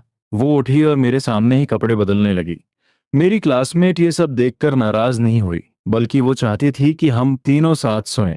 आखिर मुझे बॉन्ड सक्यूबस की बॉडी जो मिली थी, जो भी औरत मुझे देखती वो मेरी दीवानी हो जाती। नन्हे उखी, मेरे घर में तुम्हारा स्वागत है। मिलिया दी, मुझे लगता है मुझे घर चलना चाहिए, वरना लिंग दी आ जाएंगी। अगर उन्हें पता चला कि मैं किसी और औरत के घर गया हूं तो वो मेरा क्या हाल करेंगी, मैं सोच भी नहीं सकता। क्या तुम डर रहे हो? मैं जितना जल्दी में था वो मैच्योर लेडी मुझे उतना ही रोक रही थी। बिल्कुल नहीं। इसका मतलब तुम सच में डरे हुए हो? ऐसी बात भी नहीं है। तो फिर इतनी जल्दी क्या है? इतना कहकर वो मुझे घसीट कर अपने लिविंग रूम में ले गई। देखो मेरा घर कैसा लगा। उनका घर भी लिंगडे के घर जैसा ही था, क्योंकि लेआउट एक जैसा था। एक पल के लिए मुझे लगा कि मैं गलत दरवाजे से अंदर आ गया हूँ। क्या वो लिंगडी मुझसे ज्यादा बेहतर है? वो सवाल पे सवाल दाग रही थी और मेरे काफी करीब आ गई। ये ये मैं नहीं जानता। मैंने अनजान बनने का नाटक किया है। क्या सोच रहे हो? उसके होंठ मेरे कान के पास थे और उसकी खिलखिलाहट गूंज रही थी। कुछ नहीं सोच रहा। सच में? या फिर तुम? मिलियादी ने मुझे गौर से देखा और मुस्कुरा दी। दीदी, क्या आप मुझसे थोड़ा दूर हो सकती हैं? ये माहौल थोड़ा अजीब हो रहा है। मुझे लगा कि अगर मैंने दूरी नहीं बनाई तो मैं खुद पर कंट्रोल खो दूंगी। नहीं। उनके चेहरे पर एक शरारती मुस्कान थी और आंखों में चमक। मिलियादी, अगर किसी ने हमें गलत समझ लिया तो अच्छा नहीं होगा, मैंने खुद को संभालते हुए कहा। वो हंसी और मेरी बात को हवा में उड़ा दिया। वैसे भी मैं कुछ खास नहीं करने वाली। मैं तो बस तुम्हें फल खिलाना चाहती हूँ। फल खिलाने के लिए इस पोजीशन की क्या जरूरत है? साधारण तरीके से खिलाने की जरूरत नहीं है। पर जब मैं खुद खिलाना चाहती हूँ तो बात अलग है। आपका मतलब सच में फल ही है ना? बेशक। तुम्हारे दिमाग में और क्या चल रहा है? उसकी मुस्कान और गहरी हो गई। तभी जैसे जादू से उसके हाथ में पाइनएप्पल्स अनानास की प्लेट आ गई। फल देखकर मैंने चैन की सांस ली। चलो मुंह खोलो। मम्मी, मुझे भूख लगी है। जैसे ही मीडिया खिलाने के लिए झुकी, एक लड़की सीढ़ियों से नीचे आई। उसकी उम्र लिन यूअर जितनी ही थी। उस लड़की ने अपनी माँ जैसी खास खूबसूरती तो नहीं पाई थी, पर वो काफी प्यारी थी। मम्मी। वो सीढ़ियों पर खड़ी होकर अपनी नींद भरी आंखें मल रही थी। अब सुनते ही मैं सोफा पर ऐसे दुबक गया कि मेरी सांस तक नहीं सुनाई दे रही थी। मम्मी, आप वहां नीचे क्या कर रही हैं? लड़की को थोड़ा शक हुआ। मैं योगा कर रही हूँ। मम्मी का वजन थोड़ा बढ़ गया है ना, इसलिए फिगर मेंटेन करना चाहती हूँ। पापा तो घर पे है नहीं, तो आप ये सब किसके लिए कर रही हैं? लड़की ने अपने बाल संवारे और अपनी माँ को थोड़ा अजीब नजरों से देखा, शायद किसी और के लिए। मिलिया ने एक शरारती अंदाज में जवाब दिया। मम्मी, आप आज बहुत अजीब बातें कर रही हैं। लड़की को माहौल में कुछ गड़बड़ लगी और वो नीचे आने लगी। आज मम्मी को अपनी पसंदीदा चीज मिल गई है। आपकी पसंद तो हमेशा 3 मिनट में बदल जाती है, मुझे तो आदत हो गई है। लड़की ने चिढ़ते हुए अपनी माँ को टोका। इस बार ऐसा नहीं है। इस बार मम्मी दिल से पसंद करती है। वो मैच्योर लेडी मुस्कुराई। वो अपनी बेटी को जवाब दे रही थी, पर उसका असली निशाना सोफे के नीचे छुपा हुआ मैं था। ठीक है मम्मी, आप जल्दी से कुछ खाने को दे दो। बात खत्म करके लड़की जिद करने लगी। फ्रिज में केक रखा है। मीठे का नाम सुनते ही उसकी आंखों में चमक आ गई और वो उछलती हुई फ्रिज की तरफ चली गई। नन्हे वो की, तुम्हें मेरी बेटी पसंद आई या मैं? इस मौत के कुएं जैसे सवाल पर मैंने बहुत चालाकी से जवाब दिया। आप दोनों की खूबसूरती का कोई मुकाबला नहीं है। बड़े शातिर हो। मिलियरी ने आंख मारी, पर उनके चेहरे पर कोई गुस्सा नहीं था। मैंने भाई, अभी तुम तैयार नहीं हो। क्या सजा के लिए तैयार हो? जैसे ही वो मेरे पास आने लगी, मैं उनकी पकड़ से आजाद होकर भागा। अगली बार मैं नहीं आऊंगा। घर पहुंचकर भी मेरा दिल तेजी से धड़क रहा था। मिलियादी की हिम्मत तो देखो, अपनी बेटी के सामने ऐसी हरकत। और कमाल की बात यह है कि वो लड़की मेरे स्कूल में पढ़ती है। एक ही स्कूल में होने के नाते अगर हम मिले तो मैं उसे कैसे फेस करूंगा? भाई, इतनी देर क्यों हो गई? तभी पीछे से लेनियर की आवाज आई। वो कुछ काम था। तुम्हारे कपड़ों से खुशबू आ रही है। लगता है स्कूल में कोई नई दोस्त बनी है। लेनियर ने मुझे सूंघा और उसकी भौहें तन गई। लड़कियों का ये टैलेंट कितना डरावना है भाई। महक से ही पहचान लेती हैं कि किसी और औरत के पास थे। हाँ, एक क्लासमेट थी, मैंने झूठ बोलकर बात टाल दी। लिन यूएर को लगा कि वो महक किसी हमउम्र लड़की की है। अच्छा, मेरा भाई वाकई बहुत दयालु है। जब मैंने उसे बाओई वाली कहानी सुनाई तो वो काफी इमोशनल हो गई। उसे बाओई की हालत पर तरस आया और उसने मुझे और भी कसकर गले लगा लिया। वो लोग कितने जालिम हैं। काश बायू को तुम पहले मिल जाते। उसने अपना चेहरा मेरे गाल से टिका लिया। हालांकि लिन यूए का प्यार काफी संभाला हुआ था, उसमें वो पागलपन नहीं था। जब हम अलग हुए तो मुझे उस छोटी लोलिता का ख्याल आया। जैकी दी कहाँ है? जैकी ने खुद को कमरे में बंद कर रखा है, शायद अपनी नई पेंटिंग के बारे में सोच रही है। मैंने राहत की सांस ली। शुक्र है उस छोटी आफत से पीछा छूटा। तुम बैठो, मैं खाना लगाती हूँ। ठीक है योड़ दी। जैसे ही वो किचन में गई, लू जाकी दबे पांव सीढ़ियों से नीचे आई। जाकी दी, आप यहाँ। आते ही उसने मेरा हाथ पकड़ लिया। मेरी पेंटिंग में कुछ गड़बड़ हो गई है, उसने इतनी धीमी आवाज में कहा कि सिर्फ मुझे सुनाई दी। उसका लेन यूअर से छुपकर यह करना साफ इशारा था कि दाल में कुछ काला है। क्या गड़बड़ है? यहाँ नहीं, तुम मेरे साथ ऊपर चलो। इतना कहते ही वो मुझे खींचकर अपने कमरे में ले गई। पहली बार मैं किसी लड़की के कमरे में था। कमरा काफी बड़ा था और बालकनी के पास उसका पेंटिंग बोर्ड रखा था। बी, क्या दिक्कत है? मुझे तो पेंटिंग की समझ नहीं है, ड्राइंग की बात नहीं है। मेरा पेट अजीब लग रहा है, भारी भारी सा। शायद आपने कुछ ज्यादा खा लिया होगा, मैंने मजाक में कहा। मेरा दिमाग उसकी बातों के साथ तालमेल नहीं बिठा पा रहा था। नहीं, यहाँ से खून भी निकल रहा है। इतना कहकर उसने अचानक अपनी स्कर्ट उठा दी। मैं तो एकदम सुन्न हो गया। मैंने अपनी आंखें ऊपर की तरफ कर ली। दाई, ये आपको पीरियड मासिक धर्म आया है। असल में लू जियाकी में कॉमन सेंस की कमी थी, इसलिए उसे ये कोई बड़ी बीमारी लग रही थी, पीरियड। पर मेरा कोई कजिन रिश्तेदार तो अभी आने वाला नहीं था। उसकी समझ वाकई दुनिया से अलग थी। वो वाले रिश्तेदार नहीं, ये औरतों के साथ हर महीने होता है। मुझे लगने लगा था कि अब मैं भी पागल हो जाऊंगा। मैं एक लड़की को पीरियड के बारे में समझा रहा था। लू जियाकी ने बस खाली नजरों से सिर हिलाया। यूएर ने कहा था ये पैड इस्तेमाल करना है। हाँ, ये ठीक है, पर आपको यूएर दी के पास जाना चाहिए। मैं ये सब नहीं कर सकता। क्यों? यूएर के पास क्यों जाऊं? तुम बाकियों जैसे नहीं हो, या फिर तुम मुझे पसंद नहीं करते। मैं लाचार होकर खड़ा था। तभी कमरे के दरवाजे पर जोर जोर से खटखटाहट हुई। लू जाकी, दरवाजा खोलो। क्या वूकी तुम्हारे कमरे में है? लिन यूअर की आवाज में बहुत गुस्सा था। जाकी दी, जल्दी से इसे पहनिए। शुक्र है कि दरवाजा अंदर से बंद था। अगर लिन यूअर अचानक अंदर आ जाती और ये मंजर देखती, तो वो अपने यानदरे रूप से भी ज्यादा खतरनाक हो जाती। मैंने सबसे पहले उसकी स्कर्ट वापस नीचे की। तुम लोग पक्का अंदर ही हो। अंदर से आवाज सुनकर लिन यूएर और भड़क गई। दाई, जल्दी कीजिए वरना देर हो जाएगी। पर लू जाकी ने मेरी बात नहीं मानी, बल्कि उसने मेरे सिर को पकड़कर नीचे की तरफ खींच लिया। अरे जाकी दी, ये क्या कर रही हैं? उसके शरीर की भीनी महक मेरे चारों तरफ थी। पसंद आया? उसने बड़ी मासूमियत से पूछा, जैसे उसे पता ही ना हो कि बाहर क्या तूफान खड़ा है। मैं पसीने से तरबतर हो चुका था।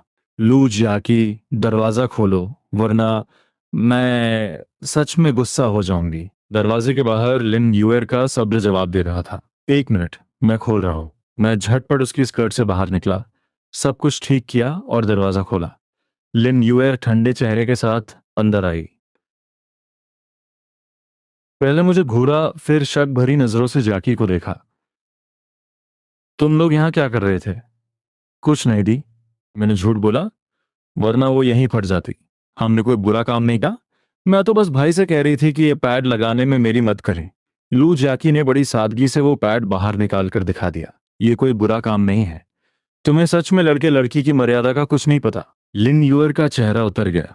उसे अपनी इस बेवकूफ सहेली पर गुस्सा भी आ रहा था और शर्मिंदगी भी।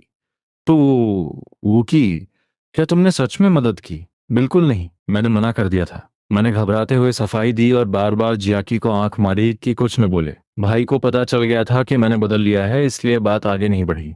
मैं चाहता था कि वो चुप रहे, पर वो तो सब सच उगल रही थी। तुम पागल हो, सुबह मैंने खुद तुम्हें बदल कर दिया था। लिन यूएर अचानक रुकी। रुको, भाई को कैसे पता चला कि तुमने बदल लिया है? वो दाई ने खुद बताया था। आप गलत मत समझिए। उस वक्त मुझे सच में डर लग रहा था कि लिन यूएर अपना आपा खो देगी। मुझे लग रहा है तुम मुझसे कुछ छुपा रहे हो। बात को आगे बढ़ने से रोकने के लिए मैंने आगे बढ़कर उसका हाथ थाम लिया। यूअर दाई, वैसा कुछ नहीं है जैसा आप सोच रहे हैं। ठीक है, इस बार छोड़ रही हूँ। अगली बार कोई बुरा काम चोरी छिपे नहीं होना चाहिए। यूअर, तो बहुत कंजूस हो। इतना कहकर लू जैकी वापस अपनी पेंटिंग के पास चली गई। उसने अपना मिशन हग बाय क्लोज कांटेक्ट पूरा कर लिया था और मन ही मन खुश थी। चलो भाई, अब खाना खाते हैं। मानना पड़ेगा, लिन यूर के हाथ के खाने का स्वाद उसकी माँ जैसा ही लाजवाब था। आज सिर्फ हम तीन ही थे, क्योंकि लिंग डी ने कॉल किया था कि वो देर से आएंगी। खाना खाकर मैं सोने चला गया। जैसे ही मैं बिस्तर पर लेटने की तैयारी कर रहा था, दरवाजे पर दस्तक हुई। मैंने खोलकर देखा तो लिंग डी वहां खड़ी थी। उन्होंने गहरे लाल रंग की सिल्क नाइटी पहनी थी और उनके बाल खुले हुए थे, जो उन्हें और भी ज्यादा मैच्योर और अट्रैक्टिव बना रहे थे। लिंग दी, मैं बस सोने ही वाला था। तो क्या दीदी तुम्हारे साथ सो सकती है? उन्होंने बिस्तर पर बैठते हुए बड़ी नजाकत से पूछा। नहीं दीदी, मुझे लगता है मेरी नींद अचानक गायब हो गई है। अगर मैं उनके साथ सो गया तो आगे क्या होगा इसका अंदाजा लगाना मुश्किल नहीं था। अच्छा, नींद नहीं आ रही? तो फिर दीदी के पैरों की मालिश कर दो। इतना कहकर वो मेरे सामने ही बिस्तर पर लेट गईं। मैं आज बहुत थक गई हूँ, मुझे सच में एक अच्छे मसाज की जरूरत है। मालिश? इसका मतलब मुझे उन्हें छूना होगा। यूडी से क्यों नहीं कहती? मैंने हिचकिचाते हुए पूछा। नहीं, मुझे सिर्फ तुमसे ही करवानी है। अब देर मत करो, जल्दी आओ। मैंने थूक गटका। इस वक्त वो वाकई बहुत कातिलाना लग रही थी। अगले दिन मैं अपनी आंखों के नीचे डार्क सर्कल्स लेकर उठा। कल रात लिंग दी की मालिश करना मेरे लिए किसी मीठे टॉर्चर से कम नहीं था। शुक्र है कि मालिश के बाद उन्होंने कोई और हरकत नहीं की, पर मेरी नींद तो उड़ ही चुकी थी। अगले कुछ दिन काफी शांत रहे। स्कूल में मैं बायू और चंद चांचू के साथ वक्त बिताता, और घर पर कभी लू जाकी की मासूम शरारतें होती, तो कभी माँ बेटी का दुलार। मुझे अपनी पावर्स इस्तेमाल करने की जरूरत नहीं पड़ी। आज फ्राइडे था और स्कूल आधा घंटा जल्दी खत्म हो गया। मैं अपनी तय जगह पर खड़ा था, पर वहां लिंगदी की माजराती कार कहीं नहीं दिख रही थी। मेरे पास फोन भी नहीं था, क्योंकि लिंगदी का मानना था कि फोन होने से दूसरी बुरी औरतें मुझसे कांटेक्ट करने की कोशिश करेंगी। फोन न होने से मैं किसी से बात नहीं कर पा रहा था, पर इसका नुकसान ये था कि अब मैं फंस गया था। पैदल ही चलते हैं, मैंने सोचा। घर यहां से बस 3 किलोमीटर दूर था, यानी आधे घंटे का रास्ता। हफ्ते भर आने जाने की वजह से मुझे रास्ता याद हो गया था। मैं एक पतली गली से निकलकर रेड लाइट वाले चौराहे पर पहुंचा ही था कि एक जानी पहचानी शख्सियत से सामना हुआ। वो चंद परिवार की इकलौती वारिस चंद सीयू थी। मैंने उसके सिर पर लेबल्स देखे, rich Harris, highly guarded, loyalty Sikar. मैं उससे दूर रहना चाहता था क्योंकि हमारा कोई मेल नहीं था, पर उसने खुद बात शुरू की। नमस्ते ऊकी छात्र, क्या तुम्हें याद है? मुझे यकीन नहीं हुआ कि चैन सीयू मेरा नाम जानती है। आपको मेरा नाम कैसे पता? इससे पहले कि वो जवाब देती, वहां अचानक एक बिना नंबर प्लेट वाली वैन आकर रुकी। उसमें से 7-8 नकाबपोश गुंडे निकले और पलक झपकते ही हम दोनों को किडनैप करके ले गए। एक पुरानी खंडहर फैक्ट्री में मुझे और चैन सीयू को रस्सियों से कुर्सियों पर बांध दिया गया था। इतने बड़े खतरे के बावजूद चैन सीयू का चेहरा एकदम शांत था। क्या आपको डर नहीं लग रहा? मुझे इसकी आदत है। ऊंचे मुकाम पर होने के साथ ही खतरे भी आते हैं। वो शहर के सबसे बड़े खानदान से थी, इसलिए वो पत्थर की तरह सख्त और बेखौफ थी। वो की, तुम भी तो घबराए हुए नहीं लग रहे। क्योंकि मेरा और आपका मामला अलग है। मेरा कोई रईस बैकग्राउंड नहीं है। पर क्या तुमने गौर किया, इन लोगों ने अपने चेहरे नहीं छुपाए हैं। मुझे पिछली जिंदगी की खबरें याद आईं। आमतौर पर किडनैपर्स अपनी पहचान छुपाते हैं, सिवाय तब जब उनका इरादा सामने वाले को जान से मारने, एनकाउंटर बाय मर्डर का हो। वो नहीं चाहते कि कोई गवाह बचे। ये कोई मामूली किडनैपिंग नहीं थी। अगर ये सिर्फ पैसों के लिए होती, तो उसके परिवार के लिए कोई बड़ी बात नहीं थी। पर यहाँ इरादे कुछ और ही लग रहे थे। रसूख यहाँ काम नहीं आने वाला था। फिर भी चेन सियू बिल्कुल नहीं डरी, बल्कि वो मेरी तरफ देख रही थी, जैसे मेरे चेहरे पर खौफ तलाश रही हो। हालात वाकई बुरे हैं, पर आपकी सिक्योरिटी में इतनी बड़ी चूक कैसे हुई? वो की, तुम वाकई मेरी तरह ही हो, अपनी जान की परवाह न करने वाले। मैं कुछ कहना चाहता था, पर रुक गया। मैं देख सकता था कि उसे अपनी जान से कितना मोह कम था। शायद उसके अतीत की वजह से, पर मैं अपना हुक्म का इक्का भी नहीं दिखा सकता था। ये पावर्स एंड मौके पर ही इस्तेमाल करनी थी। मेरी सिक्योरिटी फेल क्यों हुई? साफ है, मुझे धोखा दिया गया है। ये गुंडे मेरे ही अपने बॉडीगार्ड्स हैं। चंजी, आपकी जिंदगी भी कितनी मुश्किल है। मुझे अपनी वजह से उसे खतरे में देखकर बुरा लग रहा था, पर उसने उल्टा मुझे ही सांत्वना दी। तभी किडनैपर्स का बॉस अंदर आया। माफी चाहते हैं मिस, हम तो बस ऑर्डर्स फॉलो कर रहे हैं। उस हट्टे कट्टे आदमी ने चैन सीईओ के सामने सिर झुकाया। मुझे अंदाजा लगाने दो, ये मेरे उस निकम्मे भाई की चाल है ना? आप एकदम सही कह रही हैं मिस। हम हमेशा से बड़े साहब के वफादार रहे हैं। चैन सीयू पहली बार हंसी, पर वो एक कड़वी हंसी थी। हम तो बस मोहरे हैं, हमें ऊपर का हुक्म मानना पड़ता है। गुंडे ने एक नकली माफी मांगी। उसे पता था कि चैन सीयू एक अच्छी मालिक रही है, पर हालात मजबूर कर देते हैं। क्या तुम इसे वो की छोड़ सकते हो? इसका इस जंग से कोई लेना देना नहीं है। माफी चाहते हैं, बड़े साहब का हुक्म है कि इसे एक एक्सीडेंट दिखाना है, और ये लड़का बलि का बकरा बनने के लिए सबसे सही है। ये पूरी किडनैपिंग एक सोची समझी साजिश थी, ताकि सारा इल्जाम एक अजनबी पर मुड़ दिया जाए। मैं समझ गया कि चैन सीयू से मिलते ही मैं एक गहरे और खूनी दलदल में उतर चुका हूँ। किस्मत को दोष दो भाई, आज तुम्हारा दिन नहीं है, गुंडे ने सपाट आवाज में कहा।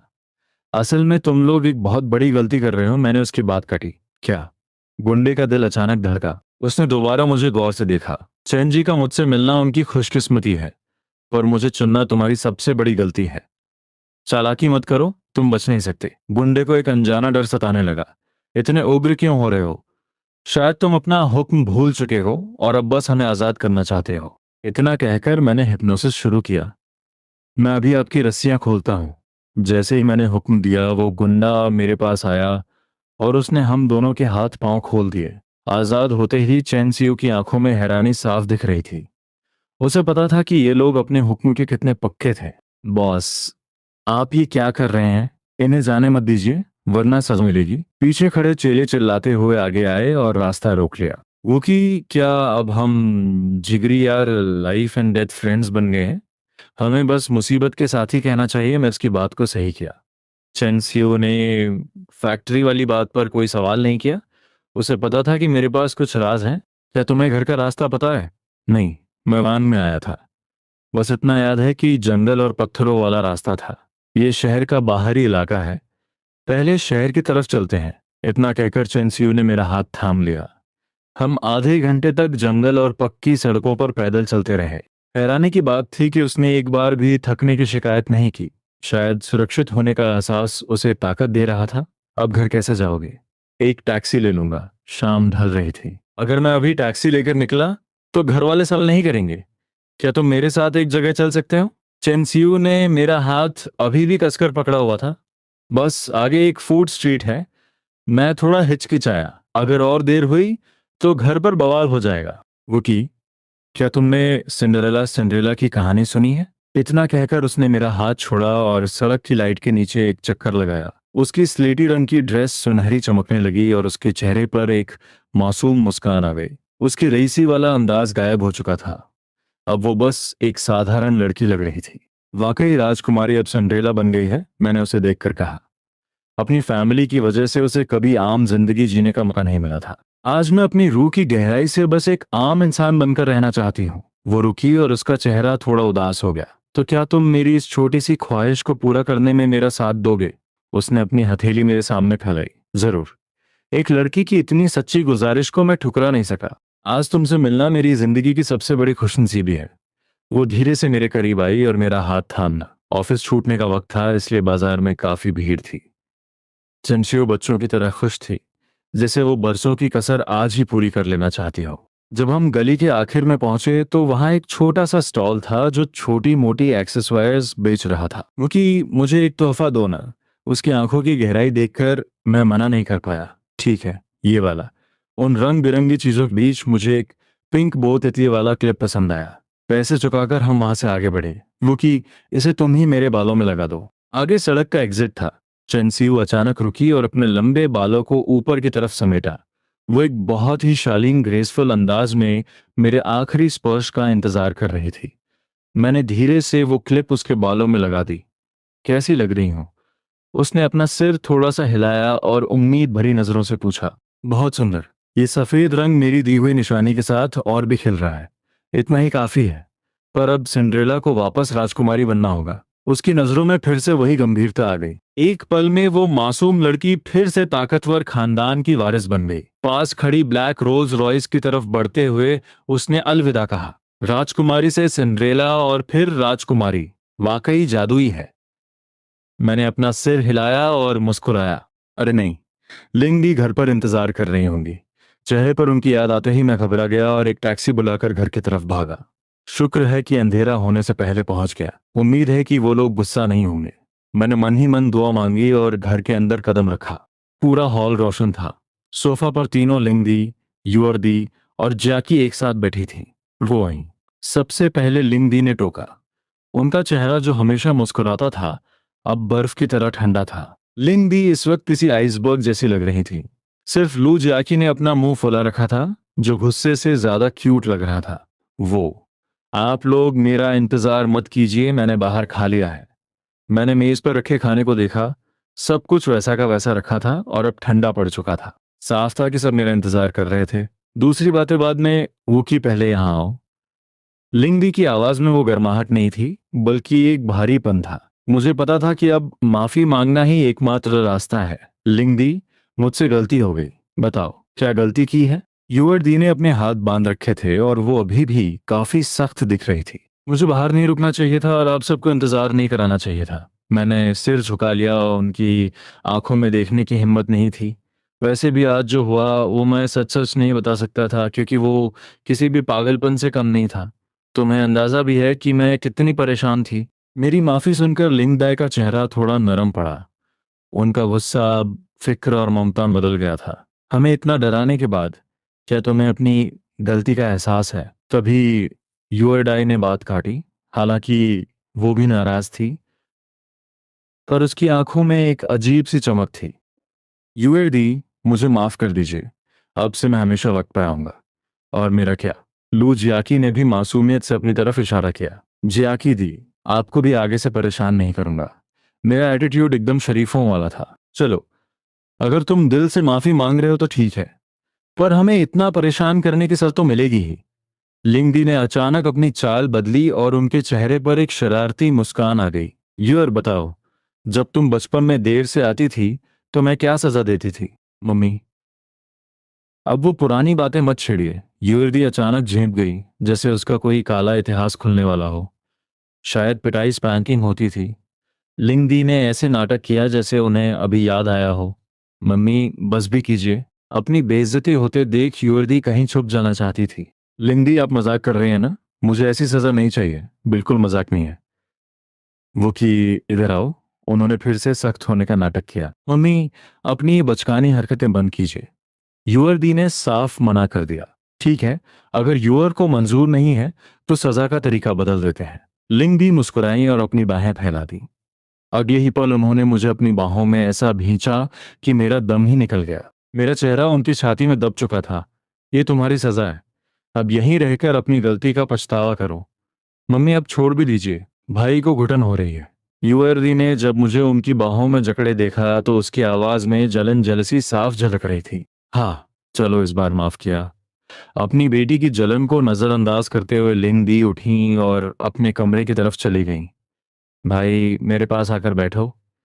मैं यूएरदी के पास जाकर बैठ गया। ये देखकर यूएरदी के होठों पर एक प्यारी सी मुस्कान आ गई, पर उसने तुरंत उसे छुपा लिया।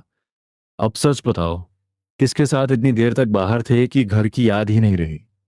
मजबूरी में मुझे बायू को ढाल बनाना पड़ा। मैंने उसे समझाया कि बायू काफी डरा हुआ रहता है और उसकी मानसिक हालत सुधारने के लिए मैं उसके साथ रुक गया था। यूएरदी फिर भी खुश नहीं थी। उसने मुझे डांटा और कहा कि आगे से मैं दूसरों पर अपनी ये ममता और नमी न लुटाऊं। वो जानती थी कि मेरा चार्म ऐसा है कि कोई भी लड़का या लड़की मुझ पर फिदा हो सकता है। सच तो ये था कि बाऊ का दिल मैं पहले ही जी चुका था। आखिर में बहुत सारी पाबंदियों, अनफेयर ट्रीटीज पर साइन करने के बाद ही मुझे कमरे में जाने मिला। रात को आंख खुली तो देखा कि मैं अपनी क्लासमेट की माँ की बाहों में हूँ। उस मैच्योर लेडी की खूबसूरती को देखकर मेरी धड़कनें बढ़ गईं। वो जागी और मेरे गाल पर किस करने के बाद मेरे सामने ही कपड़े बदलने लगी। उसकी गोरी पीठ देखकर मैं शर्मा गया और सीधे बाथरूम भागा। ठंडे पानी से चेहरा धोकर खुद को संभाला। मंडे की सुबह जब मेरी पावर्स रिफ्रेश हुई तो मैं हैरान रह गया। हिप्नोसिस का कुछ हिस्सा अभी भी मेरे पास था और नई पावर मिली, टाइम कंट्रोल, समय पर नियंत्रण। क्या ये वाकई कोई शरीफ सिस्टम है? लेबल बदलना प्लस सम्मोहन प्लस टाइम स्टॉप, ये तो किसी एडल्ट मांगा के हीरो जैसी पावर्स है। अगर अगले हफ्ते एक्सरे विजन मिल गया तो लिस्ट पूरी हो जाएगी। Time stop. जैसे ही मेरे मुंह से ये शब्द निकले मुझे महसूस हुआ कि पूरी दुनिया एक जगह थम गई है। खिड़की के बाहर चिड़िया हवा में ही थम गई थी। चारों तरफ सन्नाटे के सिवा कुछ नहीं था। बस मुझे अपने दिल की तेज धड़कनें सुनाई दे रही थी। क्यों ना दूसरी मंजिल पर चलकर देखूं। वैसे तो मैं कभी ऊपर जाने की हिम्मत नहीं करता, क्योंकि वहां किसी भी औरत से टकराने का मतलब है कि बिना कुछ कीमत चुकाए आजाद होना नामुमकिन है। सबसे पहले जियाकी दी के कमरे में चलते हैं। दरवाजा खोलते ही देखा कि वो अपने बड़े से बिस्तर पर बेपरवाह सो रही थी। कंबल फर्श पर गिरा हुआ था। मैं पास गया, पहले उसके कपड़े ठीक किए ताकि उसका पेट ढक जाए, फिर कंबल उठा दिया। जाने से पहले मैंने अपनी उंगलियों से उसके गुलाबी गालों को हल्के से दबाया। वाकई उसे कोई होश नहीं था। इसके बाद मैं लिन यूअर के कमरे में गया। वो शायद अपने धुले हुए बाल संवारने वाली थी। उसके काले बालों की नोक से पानी की बूंदें टपकने ही वाली थीं, पर टाइम स्टॉप की वजह से वो हवा में ही मोती की तरह लटकी हुई थी। मैं उसके पास गया। मैंने मेज से ड्रायर उठाया और मुस्कुराते हुए उसके बालों को सुखाने लगा। पता नहीं युवर्दी अपने लंबे बालों का ख्याल कैसे रखती है, ये कितने रेशमी और मुलायम थे। मैं पहली बार किसी लड़की के बाल संवार रहा था, इसलिए मेरे हाथ बहुत संभल कर चल रहे थे। कुछ मिनटों बाद जब उसके बाल एकदम चमकने लगे, तब मैं दबे पांव कमरे से बाहर निकल आया। अभी पावर खत्म नहीं हुई थी, तो सोचा लिंग दे के कमरे का भी चक्कर लगा लूं। पर जैसे ही दरवाजा खोला, मैंने तुरंत बंद कर दिया। बुरी बात, बुरी बात। मैंने मन ही मन खुद को टोका और तेज से नीचे की तरफ भागा। शुक्र है टाइम स्टॉप था, वरना अगर लिंग दाई को पता चलता कि मैंने क्या देख लिया है तो वो मुझे कमरे से बाहर आने का मौका ही नहीं देती। अपने कमरे में आकर मैंने हिसाब लगाया कि ये पावर 10 मिनट तक रहती है। उन थमे हुए पलों को याद करके मुझे हंसी आ गई। युवड़ी बाद में कितनी हैरान होगी। अभी एक बार और टाइम स्टॉप करने का मौका बचा था, जो मैंने स्कूल के लिए बचा कर रखा। जैसे ही स्कूल पहुंचा, किसी ने मेरे कंधे पर हाथ रखा। मुड़कर देखा तो चेन शियू थी। शियू छात्र, गुड मॉर्निंग। पर मेरी बात अधूरी ही रह गई क्योंकि उसने मेरा मुंह दबा दिया। ऊंची, क्या तुम हमारा वादा भूल गए? उसका शरीर मुझसे सट गया था।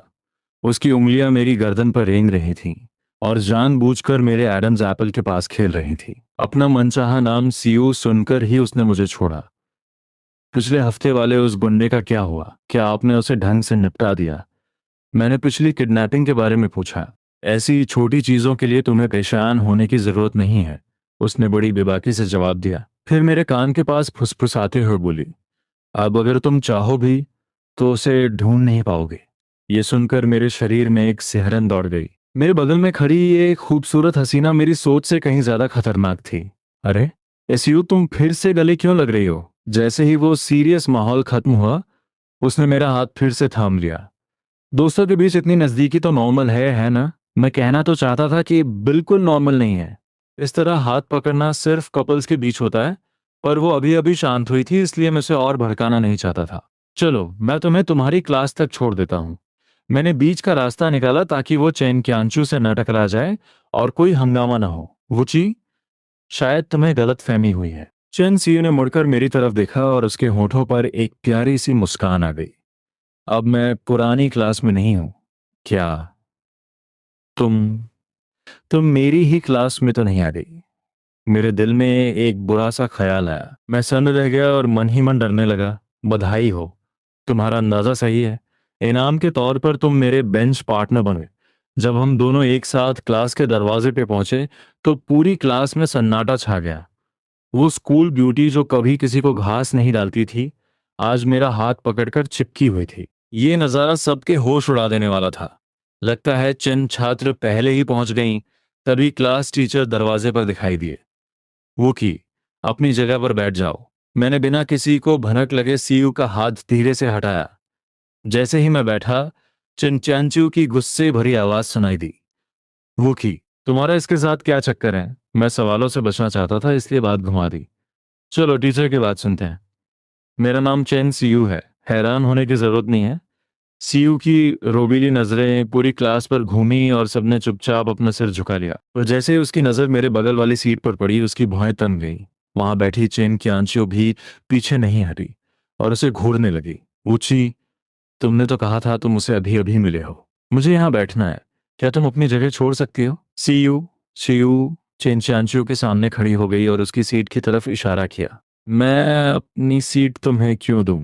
चांचू ने भी कड़े तेवर दिखाए। दोनों के बीच जबरदस्त कोल्ड वॉर शुरू हो चुका था। सीयू का चेहरा नहीं बदला। उसने शांति से कहा, सिर्फ इसलिए क्योंकि मैं और वुकी पक्के दोस्त हैं, जैसे कि और कोई नहीं है। वुकी मेरा सबसे जिगरी यार ब्रदर है। इतना कहकर क्यांचो ने मेरे कंधे पर हाथ रख दिया। तुम्हारी हरकतें कुछ ज्यादा ही बढ़ रही हैं। तुम थोड़ी डबल स्टैंडर्ड नहीं हो रही? अभी तुम इसका हाथ पकड़ कर आ रही थी और अब सिर्फ दोस्ती की बात कर रही हो। क्यांचो उसे नफरत से देख रही थी। लगता है तुम्हें मुझसे काफी शिकायतें हैं, पर मुझे तुम्हारा शुभ नाम नहीं पता। मेरा नाम चेन कैंचियो है। अगर बदला लेना चाहती हो तो ले लो, मैं डरती नहीं हूँ। क्यांचियो ने सीधे अपना परिचय दे दिया। वुकी, क्या इन दोनों के बीच लड़ाई हो जाएगी? बॉय ने सहन कर धीरे से पूछा। शायद नहीं, मैंने कड़वी मुस्कान के साथ सिर हिलाया। क्लास होने की वजह से सीयू ने झगड़ा नहीं बढ़ाया। उसने बस पहली रो के कुछ बच्चों को वहां से हटाया और अकेले मेरे ठीक आगे वाली सीट पर बैठ गई। ब्रेक होते ही बाकी बच्चे खौफ के मारे वहां से भाग निकले। क्लास में सिर्फ हम चार ही बचे थे। दोपहर हो गई है सीयू, क्या तुम नहीं जाओगी? इन दोनों की वजह से मेरा दम घुट रहा था। मुझे कम से कम एक को तो वहां से भेजना ही था, वरना ये दुश्मनी किसी बड़े धमाके में बदल जाती। चेन चियांचू अपनी जगह से हिलने को तैयार नहीं थी, इसलिए मैंने सीयू को मनाने की कोशिश की। वो की, क्या तुम मुझे कहीं ले जाना चाहते हो? सीयू की आंखें चमक उठी, जैसे उसने मेरा इशारा बिल्कुल नहीं समझा हो। वो की सिर्फ हमारे साथ रहेगा, वो कहीं नहीं जाएगा। चियांचू ने तनकर बैठते हुए कहा और दुश्मनी भरी नजरों से सीयू को देखा। वो धीरे धीरे मेरे और करीब खिसकने लगी। चैन छात्र, एक दोस्त के नाते क्या तुम अपनी सीमा पार नहीं कर रही हो? जैसे ही हमारे कंधे टकराने वाले थे, सीयू का चेहरा काला पड़ने लगा। तुम्हें क्या? ये मेरे और वूकी के बीच की बात है। चांचू ने उसे पूरी तरह इग्नोर करते हुए अपनी हरकतें जारी रखी। तो वूकी, तुम्हें क्या लगता है? दोनों की आंखों में एक दूसरे को खत्म करने वाला गुस्सा साफ था, और उन्होंने गेंद फिर से मेरे पाले में डाल दी। ये इधर कुआं उधर खाई वाली फीलिंग कैसी थी? अभी तो हमारा रिश्ता इतना गहरा भी नहीं हुआ था कि ये नौबत आए। इस खींचतान के बीच मैंने अपना ब्रह्मास्त्र चलाया, टाइम स्टॉप। अगर मैं वक्त नहीं रोकता तो ये दोनों पक्का एक दूसरे के बाल नोच लेती। स्कूल के मैदान में चंसियू मुझ पर झुककर मेरा हाथ ऐसे पकड़े हुए थी जैसे कोई हथकड़ी हो। मेरे वहां से निकलने के बाद दोनों लड़कियां अलग अलग रास्तों पर चली गईं, पर सीयू तो जादुई रूप से फिर से मेरे सामने खड़ी थी। सीयू, क्या तुम अब शांत हो? तुम्हें क्यों लगा कि मैं गुस्सा हूं? उसकी मुस्कान तो थी, पर वो तूफान से पहले वाली शांति जैसी लग रही थी। क्योंकि मैं तुम्हें वहां छोड़कर भाग आया था। तुम्हारे भागने से मैं खुश हूं। क्यों? मैंने हैरानी से पूछा। क्योंकि अगर तुम नहीं भागते तो हमें अकेले वक्त बिताने का मौका कैसे मिलता? पर अगर तुम्हें माफी चाहिए तो तुम्हें मेरे साथ एक खास जगह चलना होगा। इतना कहकर वो मुझे खींच कर ले गई। सीयू, हम कहाँ जा रहे हैं? हर कार है, पूछो मत। बस गाड़ी में बैठो। सामने वही आलिशान ब्लैक रोल्स रॉयस खड़ी थी। पिछली सीट पर बैठते ही सीयू भी मेरे बिल्कुल करीब आकर बैठ गई। सीयू, क्या तुम थोड़ा उधर हो सकती हो? जगह काफी थी, पर वो मुझसे चिपकी हुई थी। नहीं, मेरी गाड़ी में सब मेरी मर्जी से होगा। उसका रुतबा फिर से लौटने लगा था। जैसे ही कार चली, मुझे अपनी जांघों पर भारीपन महसूस हुआ। सीयू, तुम। उसने अपनी आंखें बंद की और अपना सिर मेरी गोद में रख दिया। जब लड़की लेटी हो तो बोलना नहीं चाहिए। उसकी बड़ी बड़ी आंखें सीधे मुझे निहार रही थीं। पर तुम ऐसे गिर सकती हो। मुझे यकीन है कि तुम मुझे गिरने से पहले थाम लोगे। उसे रत्ती भर भी फिक्र नहीं थी, बल्कि उसने और आरामदायक पोजीशन बना ली। ठीक है, लेटी रहो। उसका भरोसा इस हद तक था कि मैं कुछ नहीं कह पाया। कम से कम लिंगदी की हरकतों से तो ये तकिया बनना ज्यादा आसान था। बिना उस रोबीले अंदाज के वो शांत सोती हुई सीयू और भी ज्यादा अट्रैक्टिव लग रही थी।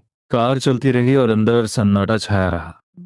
उस माहौल में मैंने भी पीछे की तरफ सिर टिकाया और आराम से सो गया। मुझे नहीं पता था कि मेरे सोते ही सीयू ने अपनी आंखें खोल ली थी। सो जाओ, तुम्हारे सोने के बाद ही तो मैं अपनी मनमानी कर सकती हूँ। एक कोमल आवाज मेरे कानों में गूंजी, और मैं नींद के आगोश में था। पता नहीं कितनी देर सोया, पर सपने में मुझे बहुत ही कोमल एहसास हो रहे थे। सपने में कुछ मेरे बहुत करीब था, पर साफ नहीं दिख रहा था। उस कोमल चीज की वजह से मेरी सांस फूलने लगी। जब सांस लेना मुश्किल हो गया तब मेरी आंख खुली। आंख खुलते ही मैंने खुद को एक अनजान जगह पाया। वो की, हम पहुंच गए हैं। ये सीयू की आवाज थी। मैं पूरी तरह होश में आया। ये कौन सी जगह है? जाहिर है, मेरा घर। उस आलीशान और रईस कमरे को देखकर मैं दंग रह गया। आधी नींद में ही मुझे घर उठा लाया गया था। सीयू ने मेरे कंधों को पकड़ा और मुझे प्रिंसेस कैरी गोद में उठाकर खड़ी हो गई। मैं उसकी गोद में था और वो अपने परिवार के प्रति अपनी नफरत और अकेलेपन की बातें सुना रही थी। वाकई, आपने बहुत कुछ सहा है। मेरे दिल से ये बात निकली। बड़े घरानों की चमक धमक सिर्फ दिखावा होती है। जिस दिन मेरी माँ मुझे छोड़कर गई, वो मासूम लड़की उसी दिन मर गई थी। सीयू ने मेरे कान में बड़े धीमे स्वर में कहा। वो जितनी शांत थी, उसके अंदर का तूफान उतना ही गहरा लग रहा था। सीयू, अगर कभी मदद की जरूरत हो तो तुम बेझिझक मुझसे कह सकती हो। अकेले पूरे खानदान से लड़ना कोई आसान खेल नहीं था। अब जरूरत नहीं है। मेरे पिता और वो सब जो मेरे खिलाफ थे, मैंने उन सबको रास्ते से हटा दिया है। सीयू ने अपना सिर मेरी पीठ से टिका लिया। माहौल शांत था, पर मुझे लगा जैसे आसपास का तापमान गिर रहा हो। वुची, क्या तुम जानते हो कि फैमिली हेड मालकिन बनने के बाद मेरी सबसे पहली ख्वाहिश क्या है? नहीं, शायद इंतकाम। मेरी सबसे बड़ी ख्वाहिश है तुम्हें अपने घर की बहू बनाकर लाना, ब्याह कर लाना। सीयू की इस अचानक बात ने मेरे हाथ पांव ठंडे कर दिए। वुची, क्या तुम मना करोगे?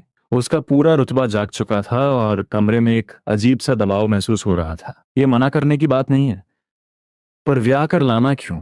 मैंने बड़े संभल कर कहा, ताकि उसे और ठेस न पहुंचे।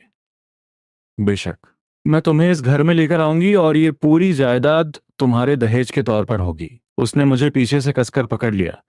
उसकी सांसें मेरे करीब थीं। मुझे बड़े घरानों और जायदाद में कोई दिलचस्पी नहीं है, मैंने बेबसी से समझाया। क्या तुम मना इसलिए कर रहे हो क्योंकि तुम्हारे घर में वो औरतें हैं? तुम्हारा उस माँ बेटी से कोई गहरा रिश्ता तो नहीं लगता? सीयू की आवाज में नफरत देखकर मैं डर गया। सीयू, कोई गलत कदम मत उठाना। वो कि तुम डर रहे हो, मैं तुम्हारी धड़कनें महसूस कर सकती हूँ। वो बड़े शांत स्वर में बोल रही थी। वाकई मैं डर गया था, क्योंकि ये लिंगदी और यूअर दी की सलामती का सवाल था। तुम उस लिंगदी पर बहुत भरोसा करते हो ना? ये भरोसा नहीं, एहसान है। मैं अंदर से टूट रहा था, पर सीयू उतनी ही रिलैक्स होती जा रही थी। कैसा एहसान? क्या तुम उसके दामाद बनना चाहते हो या उसके पति? वो मेरे परिवार जैसी हैं, मैं ऐसा कभी सोच भी नहीं सकता। अब पूरी कमान सीयू के हाथ में थी और मैं बस सफाई दे रहा था। मैं तुम पे यकीन करती हूँ, पर उनके इरादे तुम्हारे लिए नेक नहीं है। सीयू के हाथ मेरी गर्दन के चारों तरफ रेंगने लगे। अगर उन्हें कुछ भी हुआ तो मैं तुम्हें कभी माफ नहीं करूंगा। इस बार मेरा लहजा बहुत सख्त था। मुझे उसकी घबराहट महसूस हुई। पूछी, तुम उन औरतों के लिए मुझे धमकी दे रहे हो? तो फिर मैं, मेरे लिए तुम्हारे दिल में क्या जगह है? सीयू की आवाज कांपने लगी। सीयू, तुम बहुत अच्छी हो और हम मौत के साथ ही जिगरी दोस्त हैं, है ना? पर तुम जानते हो, मैं सिर्फ दोस्त बनकर खुश नहीं रहने वाली। सीयू का हमला इतना तेज था कि मैं निरुत्तर हो गया। क्या हम तुम्हारे परिवार से बढ़कर नहीं हो? जवाब दो। उसने एक ऐसा सवाल किया जिसका जवाब देना नामुमकिन था। वो मुझे सबसे पहले मिले थे। इससे पहले कि मैं अपनी बात पूरी करता, उसने मुझे रोक दिया और पीछे हट गई। मैंने मुड़कर देखा। सीईओ के चेहरे पर एक ठंडी मुस्कान थी। लगता है पहले आने वालों को फायदा मिल गया। मैंने उसके लेबल्स में बदलाव देखा, यानदेरे, पोजेसिव, एक्स कुल्हाड़ी। मैं बुरी तरह डर गया था। इस युद्ध की घोषणा के बाद मुझे लगा कि मेरी शांत जिंदगी अब खत्म हो चुकी है। अच्छी खबर यह थी कि वो मेरे परिवार को नुकसान नहीं पहुंचाएगी, पर बुरी खबर यह कि सीयू अब लिंगदी और मेरे आसपास की हर लड़की के खिलाफ जंग छेड़ने वाली है। आंख खुली तो देखा कि मैं अपनी क्लासमेट की माँ की बाहों में हूँ। उस मिचर सुंदरी को देखकर मेरा फिर से वही हाल हुआ। वो जागी, मुझे चूमा और मेरे सामने ही कपड़े बदलने लगी। उसकी पीठ की वो चमक। खैर, स्कूल वापस लौटते समय मैं क्लास में नहीं गया। मैंने बाहर जाने का नाटक किया और देखा कि लिंगडी कार लेकर खड़ी थी। कार में बैठते ही उनकी खुशी साफ दिख रही थी। उन्हें मुझे लेने आना बहुत पसंद था। वो की, क्या हुआ? तुम्हारी तबीयत तो ठीक है? उन्होंने मेरी बेचैनी भांप ली और पास आने लगी। नहीं, कुछ नहीं। मैं जितना छुपा रहा था उतना ही अजीब लग रहा था। पक्का कुछ बुरा हुआ है। तुम मुझसे कतरा रहे हो। लिंगडी की भौहें तन गईं और उनकी नजरें मुझ पर डर गईं। वाकई कुछ नहीं है, मैं कमरे में जा रहा हूं, तुम हमसे भाग रहे हो। पक्का मुझसे भाग रहे हो? लिंगडी का असली स्वभाव बाहर आने लगा। उन्होंने मेरी कलाई कसकर पकड़ ली। मैं भाग नहीं रहा दीदी, प्लीज हाथ छोड़िए। मैं जितना बोलता उतना ही फंसता जा रहा था। मैं बस कमरे में जाकर ये सोचना चाहता था कि आगे क्या करना है। तभी घर की घंटी बजी। पूछी, तुम यहीं रुको, मैं देख कर आती हूँ। लिंगदी ने मुझे वहीं रुकने का हुक्म दिया। कहीं भागना मत। नहीं दीदी, मैं यहीं हूँ। मैंने अपना हाथ छुड़ाया और गहरी सांस ली। मैं चाहता तो कमरे में जा सकता था, पर लिंगदी के पास मास्टर की दूसरी चाबी थी, इसलिए चुपचाप वहीं इंतजार करने लगा। पर जब वो वापस आईं, तो उनके पीछे दो लड़कियां थीं और लिंगडी का चेहरा गुस्से से काला पड़ चुका था। वो की, गुड आफ्टरनून। आने वाले और कोई नहीं, बाओयू और चैन चांचियो थे। मैंने सपने में भी नहीं सोचा था कि मेरे ये क्लासमेट्स मेरे घर पहुंच जाएंगे। लड़कियों को घर पर देखकर लिंगदी का पारा सातवें आसमान पर था। वो की, क्या तुम इनका परिचय नहीं दोगे? ये कह रही हैं कि ये तुमसे मिलने आई हैं। लिंगदी की आवाज में भयंकर जलन जेलसी थी। मैंने तो कहा था कि स्कूल में मेरी कोई लड़की दोस्त नहीं है, और आज दोपहर में ही ये धमाका हो गया। दीदी, ये कियांशियू है, ये सब मेरे साथ पढ़ते हैं। बायू पीछे दुबक गया, पर चैन चियांशु ने बड़े कॉन्फिडेंस के साथ अपनी बात रखी। हैशटैग घर में घमासान, आंटी का वार और दीदी का पलटवार। आंटी नमस्ते। हम स्कूल में वूकी के सबसे करीबी दोस्त हैं। चैन चियांशु के होठों पर एक शरारती मुस्कान थी। साफ था कि उसने जानबूझकर आंटी कहकर आग लगाई है। ये सुनते ही लिंग युए युए एक पल के लिए सन्न रह गई। बेटा, मैं भी काफी यंग हूं। क्या तुम्हें अपना संबोधन कॉलिंग बदलना नहीं चाहिए? लिंग युए का चेहरा गुस्से से तमतमाने लगा। चेन चेंचू समझ गई कि उसने सही नस पर हाथ रखा है, इसलिए उसने अपनी मासूमियत ओढ़ ली। आप वूकी की बड़ी बुजुर्ग हैं, तो क्या हमें आपको आंटी नहीं कहना चाहिए? पर चेन चियांशु रुकी नहीं। वो और भी आत्मविश्वास से बोली, वूकी भी तो मुझे दीदी कहता है, क्या आपने सुना नहीं? लिंग युए के सिर पर यंदरे और एंग्री लेबल्स चमकने लगे। मैंने तुरंत दखल दिया। लिंग दी मेरे घर की मालकिन है, आप इन्हें दीदी कहिए। लिंग युए ने अपनी मुट्ठियां कसी, पर खुद को शांत रखा। लिंग दी, आप ठीक तो है ना? मैं फौरन उनके पास गया और उनका हाथ थाम लिया। दीदी ठीक है, पर तुम्हारी क्लासमेट का पता नहीं? लिंग युए ऊपर से शांत थी, पर ये तूफान से पहले की खामोशी थी। लिंग दी, गुस्सा मत कीजिए, ये स्कूल की एक साधारण दोस्त है। मैंने पहले उन्हें मनाया और फिर उन दोनों बाओयू और क्यांचू को आंखें दिखाईं।